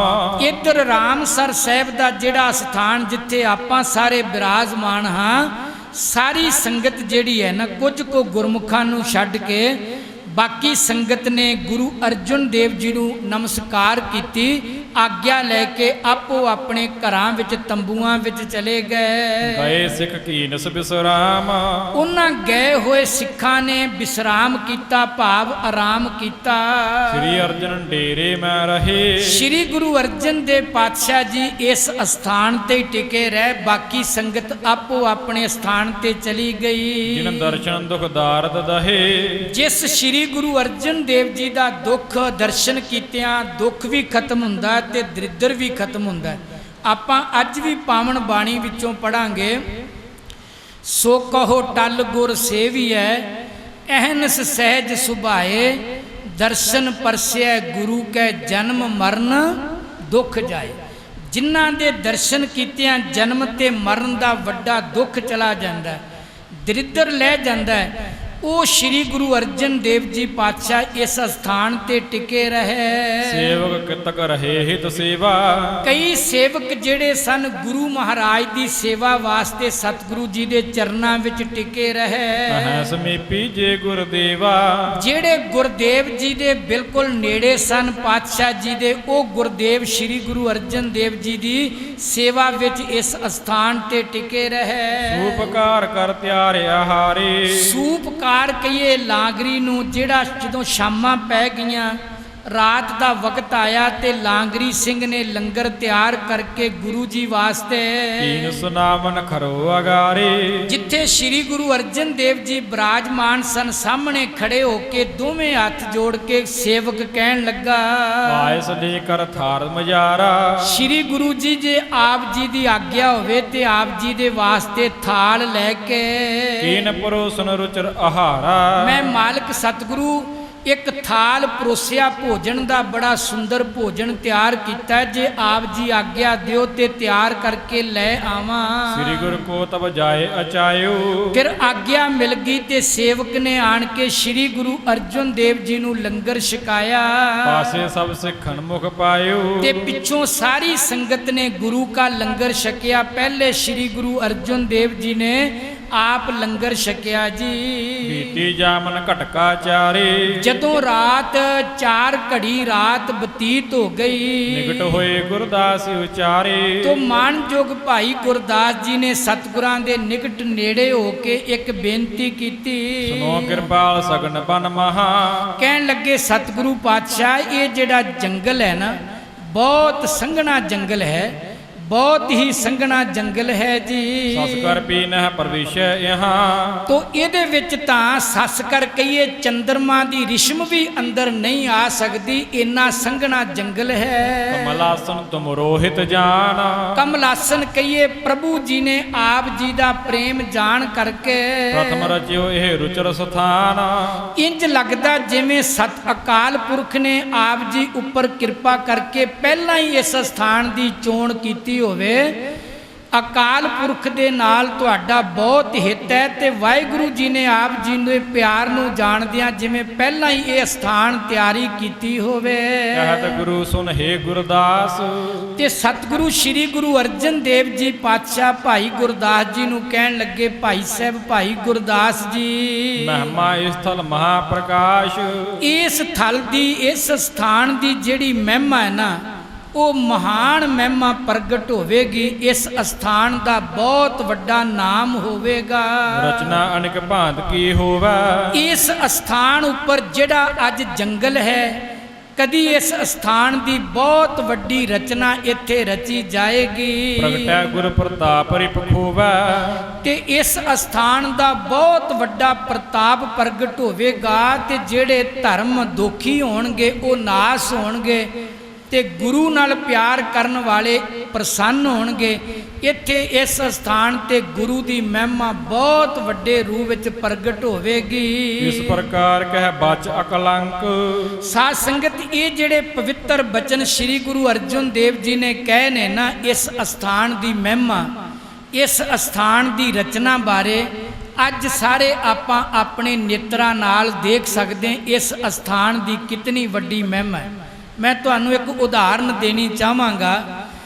ਇਸ ਪਵਿੱਤਰ ਅਸਥਾਨ ਤੇ ਸ਼ਬਦ ਗੁਰੂ ਧੰਨ ਸ੍ਰੀ ਗੁਰੂ ਗ੍ਰੰਥ ਸਾਹਿਬ ਜੀ ਦੀ ਸੰਪਾਦਨਾ ਕੀਤੀ ਜਾਂਦੀ ਹੈ। ਸ੍ਰੀ ਗੁਰੂ ਗ੍ਰੰਥ ਸਾਹਿਬ ਜੀ ਦੀ ਕਿਤਨੀ ਵੱਡੀ ਦੁਨੀਆ ਭਰ ਵਿੱਚ ਮਹਿਮਾ ਹੈ। ਮੈਂ ਇੱਕ ਧਰਮ ਪੋਥੀ ਵਿੱਚੋਂ ਪੜ੍ਹਿਆ ਹੈ। ਸਾਧ ਸੰਗਤ, ਰੂਸ ਅੰਦਰ ਇੱਕ ਮਾਸਕੋ ਸ਼ਹਿਰ ਵਿੱਚ ਬਹੁਤ ਵੱਡੀ ਲਾਇਬ੍ਰੇਰੀ ਹੈ, ਜਿੱਥੇ ਹਰ ਧਰਮ ਦਾ ਧਰਮ ਗ੍ਰੰਥ ਮੌਜੂਦ ਹੈ। ਜਿੰਨੇ ਵੀ ਧਰਮਾਂ ਦੇ ਧਰਮ ਗ੍ਰੰਥ ਨੇ ਉਸ ਲਾਇਬ੍ਰੇਰੀ ਵਿੱਚ ਬੜੇ ਸਤਿਕਾਰ ਨਾਲ ਟਿਕਾਏ ਨੇ। ਜਿਹੜੇ ਲੋਕ ਉੱਥੇ ਵੇਖਣ ਲਈ ਜਾਂਦੇ ਨੇ, ਹਰ ਧਰਮ ਦੇ ਧਰਮ ਗ੍ਰੰਥ ਨੂੰ ਦੇਖ ਕੇ ਉਹਨਾਂ ਨੂੰ ਸਮਝ ਪੈਂਦੀ ਹੈ ਵੀ ਫਲਾਣੇ ਧਰਮ ਦੇ ਲੋਕ ਇਸ ਧਰਮ ਗ੍ਰੰਥ ਨੂੰ ਮੰਨਦੇ ਨੇ। ਮੈਂ ਤੁਹਾਨੂੰ ਇੱਕ ਖੁਸ਼ੀ ਦੀ ਬਾਤ ਇਹ ਦੱਸਣੀ ਚਾਹੁੰਦਾ ਹੈ। ਸ੍ਰੀ ਗੁਰੂ ਗ੍ਰੰਥ ਸਾਹਿਬ ਜੀ ਦਾ ਉਸ ਲਾਇਬ੍ਰੇਰੀ ਦੇ ਅੰਦਰ ਜਿਹੜਾ ਸਥਾਨ ਹੈ ਨਾ, ਉਹ ਦੁਨੀਆ ਭਰ ਦੇ ਧਰਮ ਗ੍ਰੰਥਾਂ ਨਾਲੋਂ ਸਭ ਤੋਂ ਉੱਚਾ ਹੈ। ਉੱਚਾ ਕਿਉਂ ਹੈ? ਉਹਦਾ ਕਾਰਨ ਕੀ ਹੈ? ਸ੍ਰੀ ਗੁਰੂ ਗ੍ਰੰਥ ਸਾਹਿਬ ਜੀ ਦੇ ਉੱਪਰ ਇੱਕ ਚੰਦੋਆ ਸਾਹਿਬ ਹੈ, ਲਾਗੇ ਚਵਰ ਸਾਹਿਬ ਹੈ, ਤੇ ਬੜੇ ਸਤਿਕਾਰ ਨਾਲ ਬਿਰਾਜਮਾਨ ਕਰਕੇ ਉਹਦੇ ਉੱਪਰ ਲਿਖਿਆ ਹੈ ਲੋਕਾਂ ਦੀ ਜਾਣਕਾਰੀ ਲਈ। ਬਾਕੀ ਧਰਮ ਗ੍ਰੰਥਾਂ ਥੱਲੇ ਲਿਖਿਆ ਵੀ ਇਹ ਧਰਮ ਗ੍ਰੰਥ ਫਲਾਣੇ ਧਰਮ ਦੇ ਲੋਕਾਂ ਦੇ ਮੰਨਣ ਵਾਲਿਆਂ ਦਾ ਹੈ, ਆਹ ਧਰਮ ਗ੍ਰੰਥ ਫਲਾਣੇ ਧਰਮ ਦੇ ਲੋਕਾਂ ਦਾ ਹੈ। ਸ੍ਰੀ ਗੁਰੂ ਗ੍ਰੰਥ ਸਾਹਿਬ ਜੀ ਦੀ ਮਹਿਮਾ ਇਤਨੀ ਵੱਡੀ ਹੈ, ਉਹਦੇ ਥੱਲੇ ਇੰਜ ਨਹੀਂ ਲਿਖਿਆ ਵੀ ਇਹ ਸਿੱਖ ਲੋਕਾਂ ਦਾ ਧਰਮ ਪਾਵਨ ਗੁਰੂ ਗ੍ਰੰਥ ਸਾਹਿਬ ਹੈ। ਉਹਦੇ ਥੱਲੇ ਲਿਖਿਆ ਹੈ, ਅਸੀਂ ਸ੍ਰੀ ਗੁਰੂ ਗ੍ਰੰਥ ਸਾਹਿਬ ਜੀ ਦੇ ਦਰਸ਼ਨ ਕੀਤੇ ਨੇ ਤੇ ਸਾਨੂੰ ਇਹ ਸਮਝ ਪਈ ਹੈ ਕਿ ਧੰਨ ਸ੍ਰੀ ਗੁਰੂ ਗ੍ਰੰਥ ਸਾਹਿਬ ਸਤਿਗੁਰੂ ਸਾਰੀ ਮਾਨਵਤਾ ਦੇ ਗੁਰੂ ਨੇ, ਇੱਕ ਧਰਮ ਦੇ ਨਹੀਂ, ਸਾਰੀ ਮਾਨਵਤਾ ਦੇ ਸਤਿਗੁਰੂ ਨੇ। ਜਦੋਂ ਵੀ ਕੋਈ ਇਹਨਾਂ ਕੋਲੋਂ ਅਗਵਾਈ ਲੈਣ ਵਾਸਤੇ ਆਵੇ, ਉਹਨੂੰ ਅਗਵਾਈ ਮਿਲਦੀ ਹੈ, ਇੱਥੋਂ ਸ਼ਾਂਤੀ ਮਿਲਦੀ ਹੈ, ਜੀਵਨ ਜਾਚ ਮਿਲਦੀ ਹੈ, ਹਰ ਤਰ੍ਹਾਂ ਦੀ ਸਮਝ ਮਿਲਦੀ ਹੈ। ਉਹ ਕਹਿੰਦੇ ਸਾਡੀ ਨਜ਼ਰ ਵਿੱਚ ਤਾਂ ਹੀ ਉੱਚੀ ਥਾਂ ਤੇ ਅਸੀਂ ਬਿਰਾਜਮਾਨ ਕੀਤਾ ਕਿ ਸ੍ਰੀ ਗੁਰੂ ਗ੍ਰੰਥ ਸਾਹਿਬ ਜੀ ਸਿਰਮੌਰ ਨੇ ਤੇ ਸਾਰੀ ਮਾਨਵਤਾ ਦੇ ਰਹਿਬਰ ਸਤਿਗੁਰੂ ਨੇ। ਇਹਨਾਂ ਦੇ ਚਰਨਾਂ ਵਿੱਚ ਝੁਕਣ ਨਾਲ ਮੱਤ ਉੱਚੀ ਹੋ ਜਾਂਦੀ ਤੇ ਮਨ ਨੀਵਾਂ ਹੋ ਜਾਂਦਾ ਹੈ। ਤੋ ਸਾਧ ਸੰਗਤ, ਇਸ ਕਰਕੇ ਇੱਥੇ ਕਵੀ ਜੀ ਦੱਸ ਰਹੇ ਨੇ ਕਿ ਧੰਨ ਸ੍ਰੀ ਗੁਰੂ ਅਰਜਨ ਦੇਵ ਪਾਤਸ਼ਾਹ ਭਾਈ ਗੁਰਦਾਸ ਜੀ ਨੂੰ ਕਹਿਣ ਲੱਗੇ, ਇੱਥੋਂ ਦੀ ਰਚਨਾ ਜਿਹੜੀ ਹੈ ਨਾ, ਬੜੇ ਕਈ ਤਰ੍ਹਾਂ ਦੀ ਹੋਵੇਗੀ ਤੇ ਗੁਰੂ ਮਹਾਰਾਜ ਦਾ ਜਿਹੜਾ ਪ੍ਰਤਾਪ ਹੈ, ਇਸ ਅਸਥਾਨ ਦਾ ਪ੍ਰਤਾਪ ਬਹੁਤ ਵੱਡਾ ਪ੍ਰਗਟ ਹੋਵੇਗਾ। ਭਏ ਅਰੂਡਣ ਰੁਚਰ ਪ੍ਰਿਅੰਕ। ਇਸ ਤਰ੍ਹਾਂ ਦੇ ਬਚਨ ਕਹਿ ਕੇ ਭਾਈ ਗੁਰਦਾਸ ਜੀ ਨੂੰ ਜਿਹੜੇ ਕਲੰਕ ਰਹਿਤ ਸਤਿਗੁਰੂ ਧੰਨ ਸ੍ਰੀ ਗੁਰੂ ਅਰਜਨ ਦੇਵ ਜੀ ਬਹੁਤ ਸੁੰਦਰ ਜਿਹੜਾ ਪਲੰਗ ਸੀ ਨਾ, ਉਹਦੇ ਉੱਪਰ ਮੇਰੇ ਸਤਿਗੁਰੂ ਪਾਤਸ਼ਾਹ ਵਿਸਰਾਮ ਕਰਨ ਲਈ, ਮੇਰੇ ਪਾਤਸ਼ਾਹ ਆਰਾਮ ਕਰਨ ਲਈ ਲੇਟ ਗਏ। ਪੌੜ ਜਥਾ ਸੁਖ ਸੁਪਤ ਕਿਰਪਾਲਾ। ਸਾਰੀ ਰਾਤ ਕਿਰਪਾਲੂ ਸਤਿਗੁਰੂ ਜੀ ਨੇ ਸੁਖ ਦੀ ਰਾਤ ਉਸ ਪਲੰਗ ਉੱਪਰ ਬਿਰਾਜਮਾਨ ਕੀਤੀ, ਜਿਹੜਾ ਪਲੰਗ ਇਸ ਜਗ੍ਹਾ ਤੇ ਸਤਿਗੁਰੂ ਜੀ ਦੇ ਆਰਾਮ ਵਾਸਤੇ ਸੰਗਤ ਨੇ ਇਹ ਸਾਈਡ ਉੱਪਰ ਵਿਛਾਇਆ ਸੀ। ਜਾਮ ਜਾਮਣੇ ਰਹਿ ਜਿਸ ਕਾਲਾ। ਤੇ ਜਦੋਂ ਇੱਕ ਪੈਰ ਰਾਤ ਰਹਿ ਗਈ, ਉਸ ਵਕਤ ਸ੍ਰੀ ਗੁਰੂ ਅਰਜਨ ਦੇਵ ਪਾਤਸ਼ਾਹ ਜੀ ਸੋਚ ਇਸ਼ਨਾਨ ਕੀਨ ਪੁਨ ਪਿਆਨਾ। ਉਹਨਾਂ ਨੇ ਸੋਚ ਕਿਰਿਆ ਕਰਕੇ, ਇਸ਼ਨਾਨ ਕਰਕੇ ਤੇ ਫਿਰ ਅਕਾਲ ਪੁਰਖ ਵਾਹਿਗੁਰੂ ਜੀ ਦਾ ਧਿਆਨ ਧਰਿਆ। ਸ੍ਰੀ ਨਾਨਕੋ ਸਿਮਰਨ ਠਾਨਾ। ਤੇ ਧੰਨ ਗੁਰੂ ਨਾਨਕ ਸਾਹਿਬ ਜੀ ਨੂੰ ਫਿਰ ਯਾਦ ਕੀਤਾ, ਉਹਨਾਂ ਦਾ ਸਿਮਰਨ ਕੀਤਾ, ਅਕਾਲ ਪੁਰਖ ਵਾਹਿਗੁਰੂ ਜੀ ਦਾ ਧਿਆਨ ਧਰ ਕੇ। ਅਰਨੋਦਿਓ ਹੋਇਓ ਲਖ ਤਾਸੂ। ਅਰਨੋਦਿਓ ਕਹਿੰਦੇ ਨੇ ਜਦੋਂ ਸਵੇਰ ਹੋਈ, ਭਾਵ ਪੌ ਫੁਟਾਲਾ ਹੋਇਆ, ਉਸ ਵਕਤ ਧੰਨ ਸ਼੍ਰੀ ਗੁਰੂ ਅਰਜਨ ਦੇਵ ਜੀ ਨੇ ਇਕ ਹਕਾਰ ਬੁੱਢਾ ਗੁਰਦਾਸੂ ਜਦੋਂ ਪਉ ਫਟਾਲਾ ਹੋਇਆ ਵੇਖਿਆ ਤੇ ਪਾਤਸ਼ਾਹ ਜੀ ਨੇ ਧੰਨ ਬਾਬਾ ਬੁੱਢਾ ਸਾਹਿਬ ਤੇ ਭਾਈ ਗੁਰਦਾਸ ਜੀ ਨੂੰ ਆਪਣੇ ਕੋਲ ਬੁਲਾਇਆ। ਆਓ ਭਾਈ ਗੁਰਦਾਸ ਤੇ ਬਾਬਾ ਬੁੱਢਾ ਜੀ ਕਹਿਓ ਮਨੋਰਥ ਆਪਨ ਜੀ ਕਾ। ਸਤਿਗੁਰੂ ਕਹਿਣ ਲੱਗੇ ਮੇਰੇ ਇੱਕ ਅੰਦਰ ਦਾ ਮਨੋਰਥ ਹੈ, ਉਹ ਆਪ ਜੀ ਸਰਵਣ ਕਰੋ। ਜਿਸ ਤੇ ਹੋਏ ਸਭਨ ਕੋ ਨੀਕਾ। ਇਹ ਜਿਹੜਾ ਸਾਡੇ ਅੰਦਰ ਦਾ ਮਨੋਰਥ ਹੈ, ਇਹਦੇ ਨਾਲ ਸਭ ਦਾ ਭਲਾ ਹੋਣਾ ਹੈ। ਇਹ ਭਲੇ ਦਾ ਮਨੋਰਥ ਨਿੱਕਾ ਕਹੀਏ ਚੰਗਾ, ਬਹੁਤ ਚੰਗਾ ਸਾਡਾ ਮਨੋਰਥ ਹੈ, ਭਲੇ ਦਾ ਮਨੋਰਥ ਹੈ। ਹੋਣੇ ਕਾ ਕਿ ਹਮ ਅਬ ਚਾਹਤ। ਅਸੀਂ ਕੁਝ ਸਮੇਂ ਵਾਸਤੇ ਹੁਣ ਇਕਾਂਤ ਵਿੱਚ ਰਹਿਣਾ ਚਾਹੁੰਦੇ ਹਾਂ, ਜਿਹੜਾ ਇੱਥੇ ਵੱਡਾ ਕਾਰਜ ਕਰਨਾ ਹੈ। ਇਹ ਦਰਸ਼ਨ ਸਭ ਸੇਖਿਉ ਮਾਹਤ। ਪਰ ਦੂਸਰੀ ਗੱਲ ਇਹ ਹੈ ਵੀ ਸਾਡੇ ਦਰਸ਼ਨਾਂ ਵਾਸਤੇ ਗੁਰਸਿੱਖਾਂ ਦੇ ਮਨ ਵਿੱਚ ਬੜਾ ਚਾਅ ਹੈ। ਇਹ ਵੀ ਕਾਰਜ ਕਰਨਾ ਹੈ ਤੇ ਗੁਰਸਿੱਖਾਂ ਦੇ ਚਾਅ ਨੂੰ ਵੀ ਮੱਠਾ ਨਹੀਂ ਪੈਣ ਦੇਣਾ। ਤੇ ਬਾਬਾ ਬੁੱਢਾ ਤੇ ਭਾਈ ਗੁਰਦਾਸ ਜੀ ਨੂੰ ਸਤਿਗੁਰੂ ਕਹਿਣ ਲੱਗੇ ਜਾਂ ਤੇ ਸਾਹਿਬ ਬੁੱਢਾ ਜਾਵੋ। ਇਸ ਕਰਕੇ ਬਾਬਾ ਬੁੱਢਾ ਸਾਹਿਬ ਜੀ ਤੁਸੀਂ ਹੁਣ ਸ੍ਰੀ ਹਰਮੰਦਰ ਸਾਹਿਬ ਚਲੇ ਜਾਓ। ਸਭ ਸੰਗਤ ਕੋ ਤਹਾਂ ਤਹਾਂ ਟਿਕਾਵੋ। ਉੱਥੇ ਜਿਤਨੀ ਸੰਗਤ ਹੈ ਨਾ ਉਹਨਾਂ ਨੂੰ ਟਿਕਾ ਕੇ ਰੱਖੋ, ਕਿਉਂਕਿ ਸੰਗਤ ਨੂੰ ਰੋਕਣਾ ਅਸੀਂ ਇੱਕ ਬਹੁਤ ਵੱਡਾ ਭਲੇ ਦਾ ਕਾਰਜ ਕਰਨਾ ਹੈ। ਸੁਦਾ ਸਰੋਵਰ ਬਰ ਹਰਮੰਦਰ। ਜੋ ਅੰਮ੍ਰਿਤ ਸਰੋਵਰ ਦੇ ਵਿੱਚ ਸ੍ਰੀ ਹਰਮੰਦਰ ਸਾਹਿਬ ਜੀ ਹੈ। ਉਠੋ ਸੁਣੋ ਸੁੰਦਰ ਤਿਸ ਅੰਦਰ। ਉਸ ਹਰਮੰਦਰ ਸਾਹਿਬ ਦੇ ਅੰਦਰ ਬੈਠ ਕੇ ਸੁੰਦਰ ਬਾਣੀ ਨੂੰ ਪੜੋ ਤੇ ਰਾਗੀ ਸਿੰਘਾਂ ਦੇ ਪਾਸੋਂ ਸਰਵਣ ਕਰੋ। ਹਮਰੇ ਦਰਸ਼ਨ ਸਮਸਰ ਜਾਨੋ। ਜਿਹੜੇ ਸਾਡੇ ਦਰਸ਼ਨ ਨੇ ਉਹ ਹਰਮੰਦਰ ਸਾਹਿਬ ਦੇ ਦਰਸ਼ਨਾਂ ਦੇ ਬਰਾਬਰ ਹੀ ਸਾਡੇ ਦਰਸ਼ਨ ਹੈ। ਜਿਹੜਾ ਗੁਰਸਿੱਖ ਆਵੇ ਉਹ ਹਰਮੰਦਰ ਸਾਹਿਬ ਦੇ ਦਰਸ਼ਨ ਕਰੇ। ਮੈਂ ਸੰਸੈ ਇਸ ਮੈਂ ਕੁਛ ਠਾਨੋ। ਇਸ ਸੰਸੇ ਵਿੱਚ ਕਿਸੇ ਤਰ੍ਹਾਂ ਦਾ ਵੀ ਕੋਈ ਭੇਦ ਨਹੀਂ ਰੱਖਣਾ, ਇਹ ਸੰਸਾ ਨਹੀਂ ਰੱਖਣਾ। ਹਰਮੰਦਰ ਸਾਹਿਬ ਦੇ ਦਰਸ਼ਨ ਕਰਨੇ ਸਾਡੇ ਹੀ ਦਰਸ਼ਨ ਨੇ। ਆਪ ਰਹੋ ਤੁਮ ਤੇਠਾਂ ਜਾਏ। ਬਾਬਾ ਬੁੱਢਾ ਜੀ ਤੁਸੀਂ ਹਰਮੰਦਰ ਸਾਹਿਬ ਵਾਲੇ ਪਵਿੱਤਰ ਸਥਾਨ ਤੇ ਜਾ ਕੇ ਟਿਕਾ ਕਰੋ। ਸਭ ਸੰਗਤ ਰਾਖੋ ਅਟਕਾਏ। ਜਿਤਨੀ ਸੰਗਤ ਦਰਸ਼ਨ ਕਰਨ ਵਾਲੀ ਆਉਂਦੀ ਹੈ ਸਾਰਿਆਂ ਨੂੰ ਉੱਥੇ ਅਟਕਾ ਕੇ ਰੋਕ ਕੇ ਰੱਖੋ। ਮਨ ਬਾਸ਼ਤ ਸਿੱਖਣ ਕੋ ਦੀਜਾ। ਜਿਹੜੇ ਸਿੱਖਾਂ ਦੀਆਂ ਮਨ ਭਾਵਨਾ ਨੇ ਉਹਨਾਂ ਨੂੰ ਪੂਰਨ ਕਰੋ, ਅਰਦਾਸ ਕਰੋ, ਗੁਰੂ ਨਾਨਕ ਸਾਹਿਬ ਕਿਰਪਾ ਕਰਨਗੇ। ਹਮਰੇ ਸੰਸਰ ਸਕਲ ਕਰੀਜਾ। ਤੇ ਸਾਡੀ ਤਰ੍ਹਾਂ ਸਾਰੇ ਕਾਰਜ ਤੁਸੀਂ ਬਾਬਾ ਬੁੱਢਾ ਸਾਹਿਬ ਜੀਓ ਕਰਨੇ ਹਨ। ਕਾਰ ਸਮ ਸਤ ਤੋਰਬੋ ਕਰਨੇ। ਸਤਿਗੁਰੂ ਕਹਿਣ ਲੱਗੇ ਬਾਬਾ ਬੁੱਢਾ ਸਾਹਿਬ ਜੀ ਤੁਸੀਂ ਸਾਰਾ ਕੰਮ ਸਾਡੀ ਤਰ੍ਹਾਂ ਹੀ ਹਰਮੰਦਰ ਸਾਹਿਬ ਵਿੱਚ ਬੈਠ ਕੇ ਕਰਨਾ ਹੈ। ਸਭ ਸੰਗਤ ਕੋ ਧੀਰਜ ਧਰਨੇ। ਸਾਰੀ ਸੰਗਤ ਨੂੰ ਬਾਬਾ ਜੀਓ ਆਪ ਜੀ ਨੇ ਧੀਰਜ ਦੇਣਾ ਜੀ। ਆਏ ਸਮਾਨ ਜੋਰ ਕਰ ਹਾਥ। ਆਇਸ ਕਹੀਏ ਆਗਿਆ ਨੂੰ ਜਦੋਂ ਬਾਬਾ ਬੁੱਢਾ ਸਾਹਿਬ ਜੀ ਨੇ ਦੋਵੇਂ ਹੱਥ ਜੋੜ ਕਰਕੇ ਗੁਰੂ ਪਾਤਸ਼ਾਹ ਦੀ ਆਗਿਆ ਨੂੰ ਸੱਤ ਕਰਕੇ ਮੰਨ ਲਿਆ। ਸੀਸ ਚਰਨ ਤਰ ਪ੍ਰੇਮ ਕੇ ਸਾਥ। ਤੇ ਗੁਰੂ ਜੀ ਦੇ ਪਾਵਨ ਚਰਨਾਂ ਤੇ ਬਾਬਾ ਬੁੱਢਾ ਜੀ ਨੇ ਪ੍ਰੇਮ ਦੇ ਸਹਿਤ ਸੀਸ ਧਰਿਆ, ਭਾਵ ਸਤਿਗੁਰਾਂ ਦੇ ਚਰਨਾਂ ਉੱਪਰ ਮੱਥਾ ਟੇਕਿਆ। ਬੁੱਢਾ ਤਬ ਚੱਲ ਕਰ ਪੁਰੇ ਆਇਓ। ਬਾਬਾ ਬੁੱਢਾ ਜੀ ਇਸ ਅਸਥਾਨ ਤੋਂ ਚੱਲੇ ਨੇ ਤੇ ਚੱਲ ਕੇ ਸ੍ਰੀ ਹਰਮੰਦਰ ਸਾਹਿਬ ਵਿੱਚ ਪਹੁੰਚ ਗਏ। ਸਿੱਖ ਸੰਗਤ ਕੋ ਹੁਕਮ ਸੁਨਾਇਓ। ਉੱਥੇ ਜੁੜੀ ਹੋਈ ਸੰਗਤ ਨੂੰ ਗੁਰੂ ਅਰਜਨ ਦੇਵ ਸਾਹਿਬ ਜੀ ਦਾ ਬਾਬਾ ਬੁੱਢਾ ਜੀ ਨੇ ਹੁਕਮ ਸੁਨਾਇਆ। ਜਿਮ ਸ੍ਰੀ ਅਰਜਨ ਆਗਿਆ ਦਈ। ਜਿਵੇਂ ਸ੍ਰੀ ਗੁਰੂ ਅਰਜਨ ਦੇਵ ਪਾਤਸ਼ਾਹ ਜੀ ਨੇ ਆਗਿਆ ਦਿੱਤੀ, ਆਗਿਆ ਕੀਤੀ, ਸਾਰੀ ਸੰਗਤ ਨੂੰ ਬਾਬਾ ਜੀ ਨੇ ਆਗਿਆ ਸੁਣਾਈ। ਕਿਸੇ ਰੀਤ ਨਿਸ ਦਿਨ ਕ੍ਰਿਤ ਕਈ। ਉਹ ਕਈ ਦਿਨ ਹਰ ਦਿਨ ਇਸ ਤਰ੍ਹਾਂ ਦੀ ਜਿਹੜੀ ਰੀਤ ਸੀ ਸਤਿਗੁਰਾਂ ਦੀ ਹੁਕਮ ਸੀ ਵੀ ਤੁਸੀਂ ਹਰਮੰਦਰ ਸਾਹਿਬ ਦੇ ਅੰਦਰ ਬੈਠ ਕੇ ਕੀਰਤਨ ਸੁਣਨਾ, ਬਾਣੀ ਦਾ ਗਾਇਨ ਕਰਨਾ। ਇਸ ਤਰ੍ਹਾਂ ਦੀ ਜਿਹੜੀ ਰੀਤ ਸੀ ਬਾਬਾ ਬੁੱਢਾ ਜੀ ਨੇ ਨਿਭਾਈ। ਸਭ ਸੰਗਤ ਅੰਮ੍ਰਿਤਸਰ ਨਹਾਵੈ। ਜਿਹੜੀ ਸੰਗਤ ਦਰਸ਼ਨ ਕਰਨ ਵਾਸਤੇ ਆਉਂਦੀ ਹੈ ਉਹ ਅੰਮ੍ਰਿਤ ਤਲਾਬ ਵਿੱਚ ਇਸ਼ਨਾਨ ਕਰਦੀ ਹੈ। ਦਰਸ਼ਨ ਸ੍ਰੀ ਹਰਮੰਦਰ ਜਾਵੈ। ਫਿਰ ਸਤਿਗੁਰੂ ਜੀ ਦੇ ਘਰ ਦੇ ਸ੍ਰੀ ਹਰਮੰਦਰ ਸਾਹਿਬ ਜੀ ਦੇ ਦਰਸ਼ਨ ਕਰਨ ਵਾਸਤੇ ਜਾਂਦੀ ਹੈ।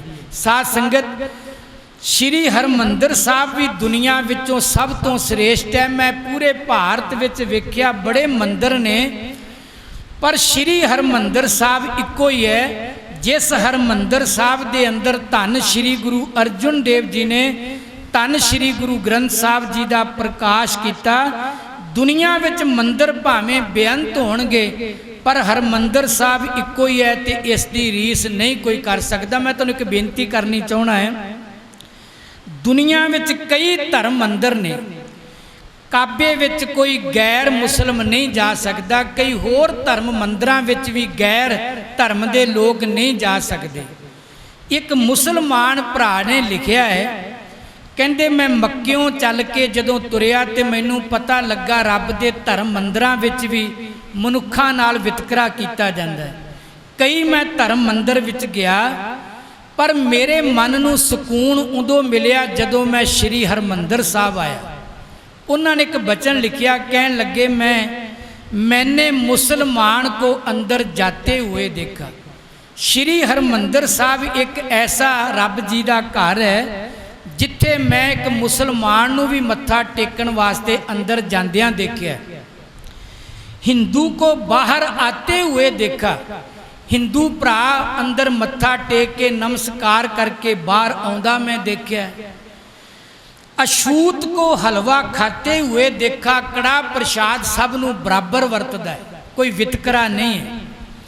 सिखों को बाणी गाते हुए देखा, कहन लगा वो अमृत सरोवर जिथे वहंदा है ना, जिस हरमंदर साहब दे विच सच पुछो तां अल्लाह पाक यहीं रहता।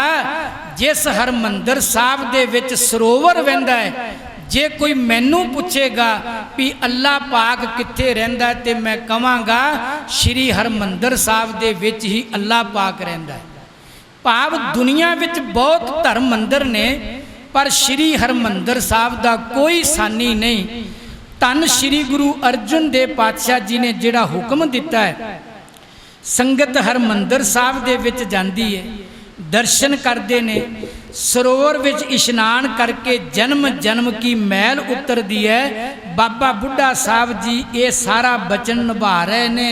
मेल कीर्तन होत विसाला, मिल जुल के संगत विशाल गुरबाणी दा कीर्तन करदी सुनदी है।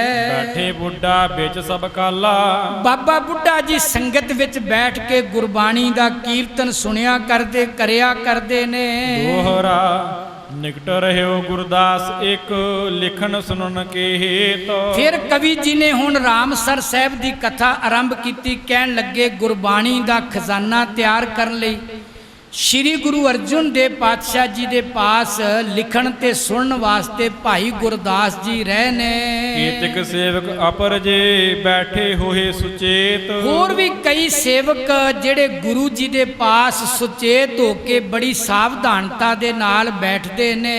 क्यों भई निकट ना पहुंचा बिना बुलाए। ए जिहड़ा अस्थान है ना, जिथे कनातां लगियां सन, तंबू कनात लगे ने, ਜਿਹੜੇ सेवक ने भाई गुरदास जी लिखते ते गुरु जी लिखवाउंदे ने।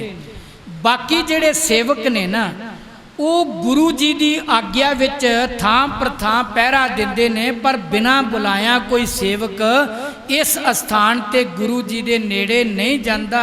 चाहों दिस बैठे कर चुकसाए। बड़ी चौकसी नाल, बड़ी हुशियारी नाल चारे पासे सिख संगतां जिन्हां नूं हुक्म है गुरसिख बैठे ने।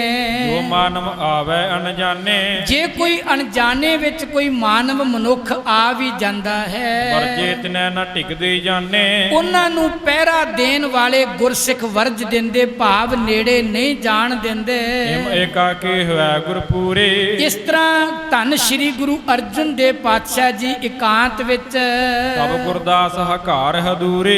एक दिन सतगुरु पातशाह गुरबाणी लिखण तो पहला मेरे पातशाह एकांत विच बैठे ने, तंबू दे अंदर बैठे कनातां दे, ते उन्हां ने अपने कोल भाई गुरदास जी नूं बुलाया।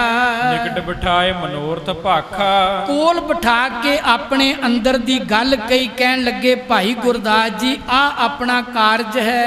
सुन भाई हमरी अबलाखा। कहन लगे भाई गुरदास जी सतगुरां दे मामा जी लगदे ने रिश्ते विचों पातशाह। कहन लगे भाई गुरदास साहब जी ਸਾਡੇ ਜਿਹੜੀ ਅੰਦਰ ਦੀ ਅਭਿਲਾਸ਼ਾ ਉਹ ਸਰਵਣ ਕਰੋ। ਕੀ ਅਭਿਲਾਸ਼ਾ ਉਹ ਤੁਹਾਨੂੰ ਦੱਸਦੇ ਹਾਂ। ਰਚੋ ਗ੍ਰੰਥ ਕੀ ਬੀੜ ਉਦਾਰੀ। ਆਪਾਂ ਸੁੰਦਰ ਸ੍ਰੀ ਗੁਰੂ ਗ੍ਰੰਥ ਸਾਹਿਬ ਜੀ ਦੀ ਪਵਿੱਤਰ ਬਾਣੀ ਦੀ ਰਚਨਾ ਕਰਨੀ ਹੈ। ਲਿਖ ਅੱਖਰ ਗੁਰਮੁਖੀ ਮਝਾਰੀ। ਆਪਾਂ ਗੁਰਮੁਖੀ ਅੱਖਰ ਵਿੱਚ ਇਹ ਪਵਿੱਤਰ ਬਾਣੀ ਦਾ ਉਚਾਰਨ ਕਰਕੇ ਇਸ ਨੂੰ ਲਿਖਤੀ ਰੂਪ ਦੇਣਾ ਹੈ। ਸ੍ਰੀ ਨਾਨਕ ਪੱਟੀ ਜੋ ਬਣਾਈ। ਧੰਨ ਗੁਰੂ ਨਾਨਕ ਦੇਵ ਮਾਲਕ ਸਤਿਗੁਰੂ ਨੇ ਜੋ ਪੱਟੀ ਨਾਮੇ ਬਾਣੀ ਲਿਖੀ ਹੈ ਰਾਗ ਆਸਾ ਵਿੱਚ, ਇਹ 35 ਅੱਖਰਾਂ ਵਿੱਚ ਲਿਖੀ ਹੈ।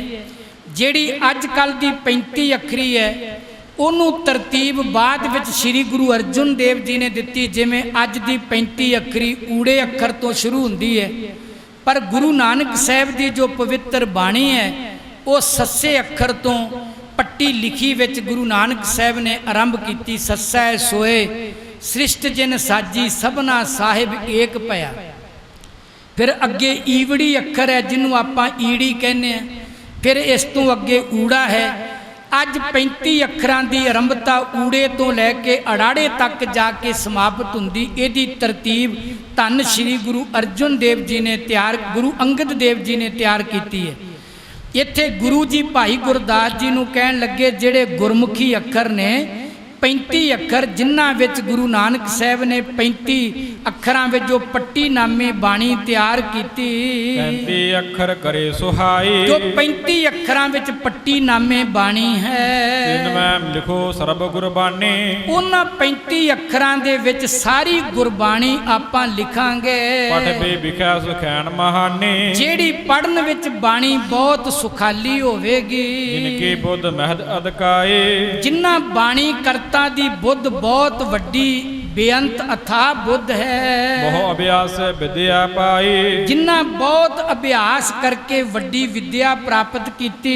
ਬਹੁਤ ਬਰਖ ਲਗ ਪਠੇ ਵਿਚਾਰੈ। ਜਿਨ੍ਹਾਂ ਨੂੰ ਬਹੁਤ ਵਰੇ ਲੱਗ ਗਏ ਇਸ ਤਰ੍ਹਾਂ ਵਿਚਾਰ ਕਰਦਿਆਂ ਪੜ੍ਹਦਿਆਂ ਇਹਨਾਂ ਅੱਖਰਾਂ ਨੂੰ। ਸੋ ਤਬ ਜਾਣੈ ਸਾਰੇ ਅਸਾਰੈ। ਕਈ ਵਰਿਆਂ ਤੋਂ ਬਾਅਦ ਜਾ ਕੇ ਸਮਝ ਲੱਗੀ ਸੀ ਸੱਚ ਕੀ ਝੂਠ ਕੀ ਹੈ, ਸਾਰ ਤੇ ਅਸਾਰ ਕੀ ਹੈ।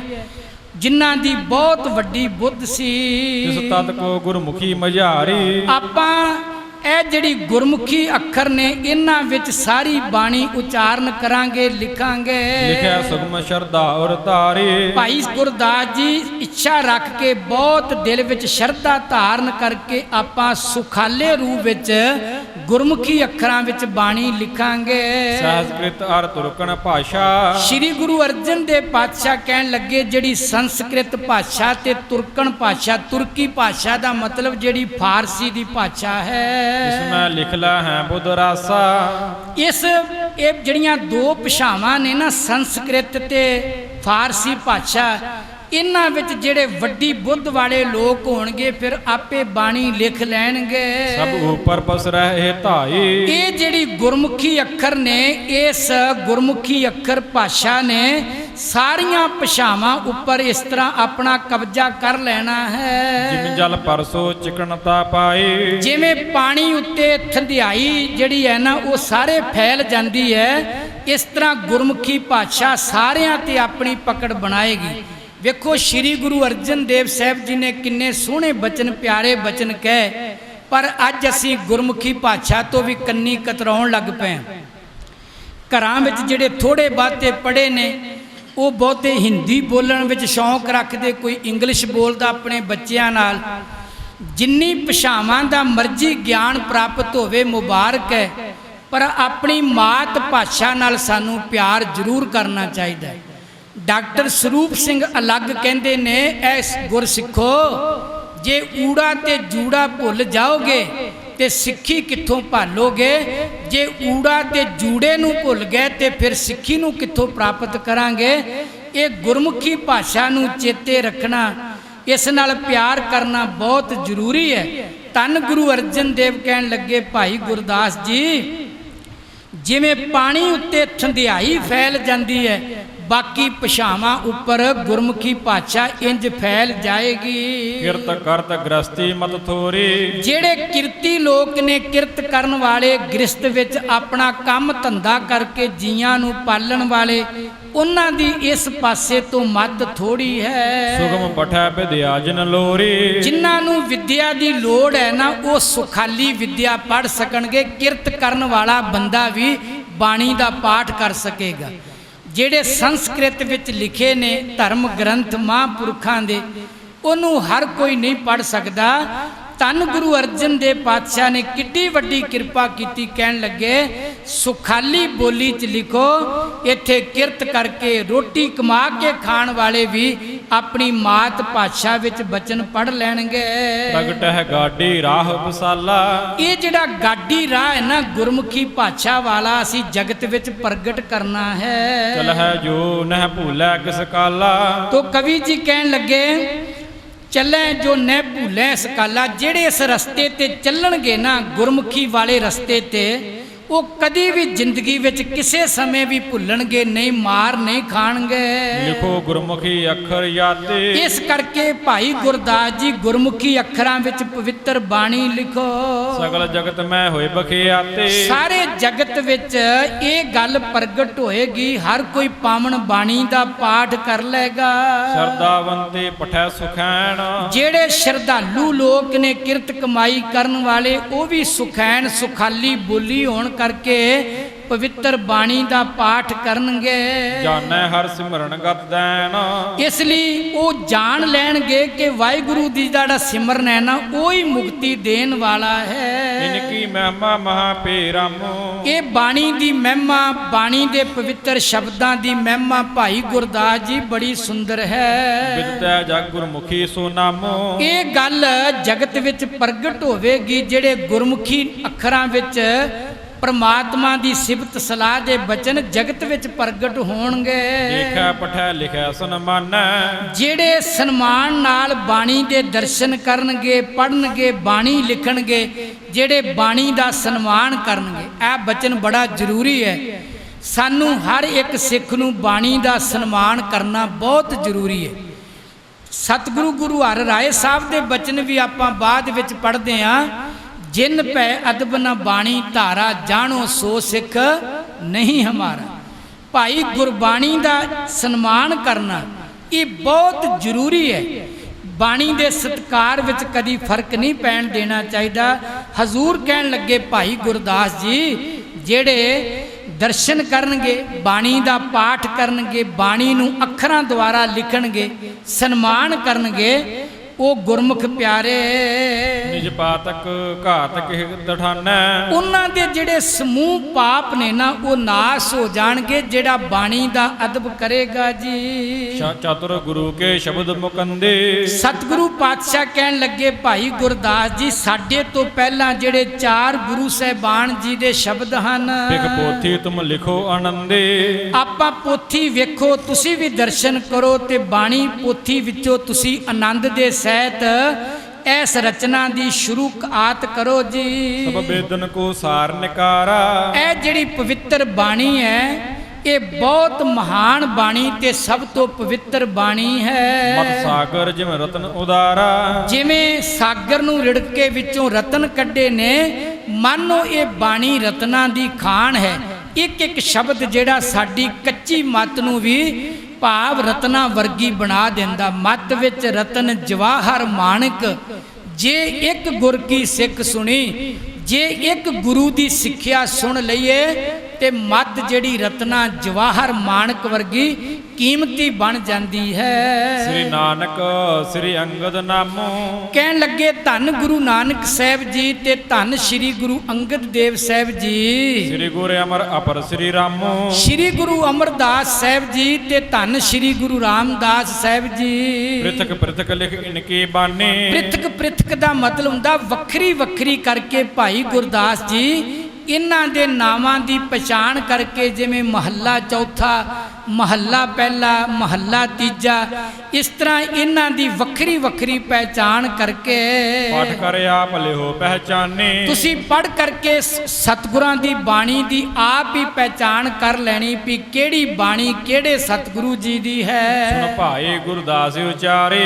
ਤੇ ਨਿਮਰਤਾ ਸਹਿਤ ਭਾਈ ਗੁਰਦਾਸ ਜੀ ਨੇ ਸੁਣ ਕੇ ਬਚਨ ਕਿਹਾ, ਕਹਾ ਬੁੱਧ ਪ੍ਰਭ ਇਤੀ ਹਮਾਰੇ। ਸਤਿਗੁਰੂ ਮੇਰੀ ਬੁੱਧ ਇੰਨੀ ਵੱਡੀ ਕਿੱਥੋਂ ਜਿਹੜੀ ਮੈਂ ਪਹਿਚਾਣ ਪਹਿਚਾਨ ਕਰ ਲਵਾਂਗਾ। ਮੈਂ ਅਲਪਗ ਜੀਵ ਕਿਮ ਜਾਨੋ, ਮੈਂ ਤੇ ਬਹੁਤ ਛੋਟਾ ਜੀਵ ਹਾਂ, ਮੇਰੀ ਮੱਤ ਇੰਨੀ ਵੱਡੀ ਨਹੀਂ। ਗੁਰ ਕੀ ਗਿਰਾ ਅਗਮਗਤ ਮਾਨੋ, ਗੁਰੂ ਦੀ ਬਾਣੀ ਬੜੀ ਡੂੰਘੀ ਹੈ ਤੇ ਮੈਂ ਕਿਵੇਂ ਸਤਿਗੁਰੂ ਪਹਿਚਾਨ ਕਰ ਸਕਦਾ ਹਾਂ। ਗੁਦਾ ਅਗਾਧ ਆਬਾਦ ਗੰਭੀਰਾ, ਜਿਹੜਾ ਗੁਰਾਂ ਦਾ ਹਿਰਦਾ ਹੈ ਨਾ ਬਹੁਤ ਡੂੰਘਾ, ਜਿਸ ਹਿਰਦੇ ਵਿੱਚੋਂ ਬਾਣੀ ਉਤਰੀ ਹੈ। ਗਿਰਾ ਰੂਪ ਸੋਈ ਗੁਰ ਧੀਰਾ, ਇਹ ਜਿਹੜੇ ਗੁਰੂ ਸਾਹਿਬ ਦੇ ਬਚਨ ਨੇ ਇਹ ਵੀ ਸਾਨੂੰ ਗੁਰੂਆਂ ਵਾਂਗ ਧੀਰਜ ਦੇਣ ਵਾਲੇ ਨੇ। ਬ੍ਰਹਮਾਦਿਕ ਲਗ ਸਕੈ ਨਾ ਕਉ, ਬ੍ਰਹਮਾ ਆਦਿਕ ਵੀ ਇਹਨਾਂ ਬਚਨਾਂ ਨੂੰ ਨਹੀਂ ਕੋਈ ਜਾਣ ਸਕਦਾ, ਇਹਨਾਂ ਦੀ ਮਹਿਮਾ ਨੂੰ।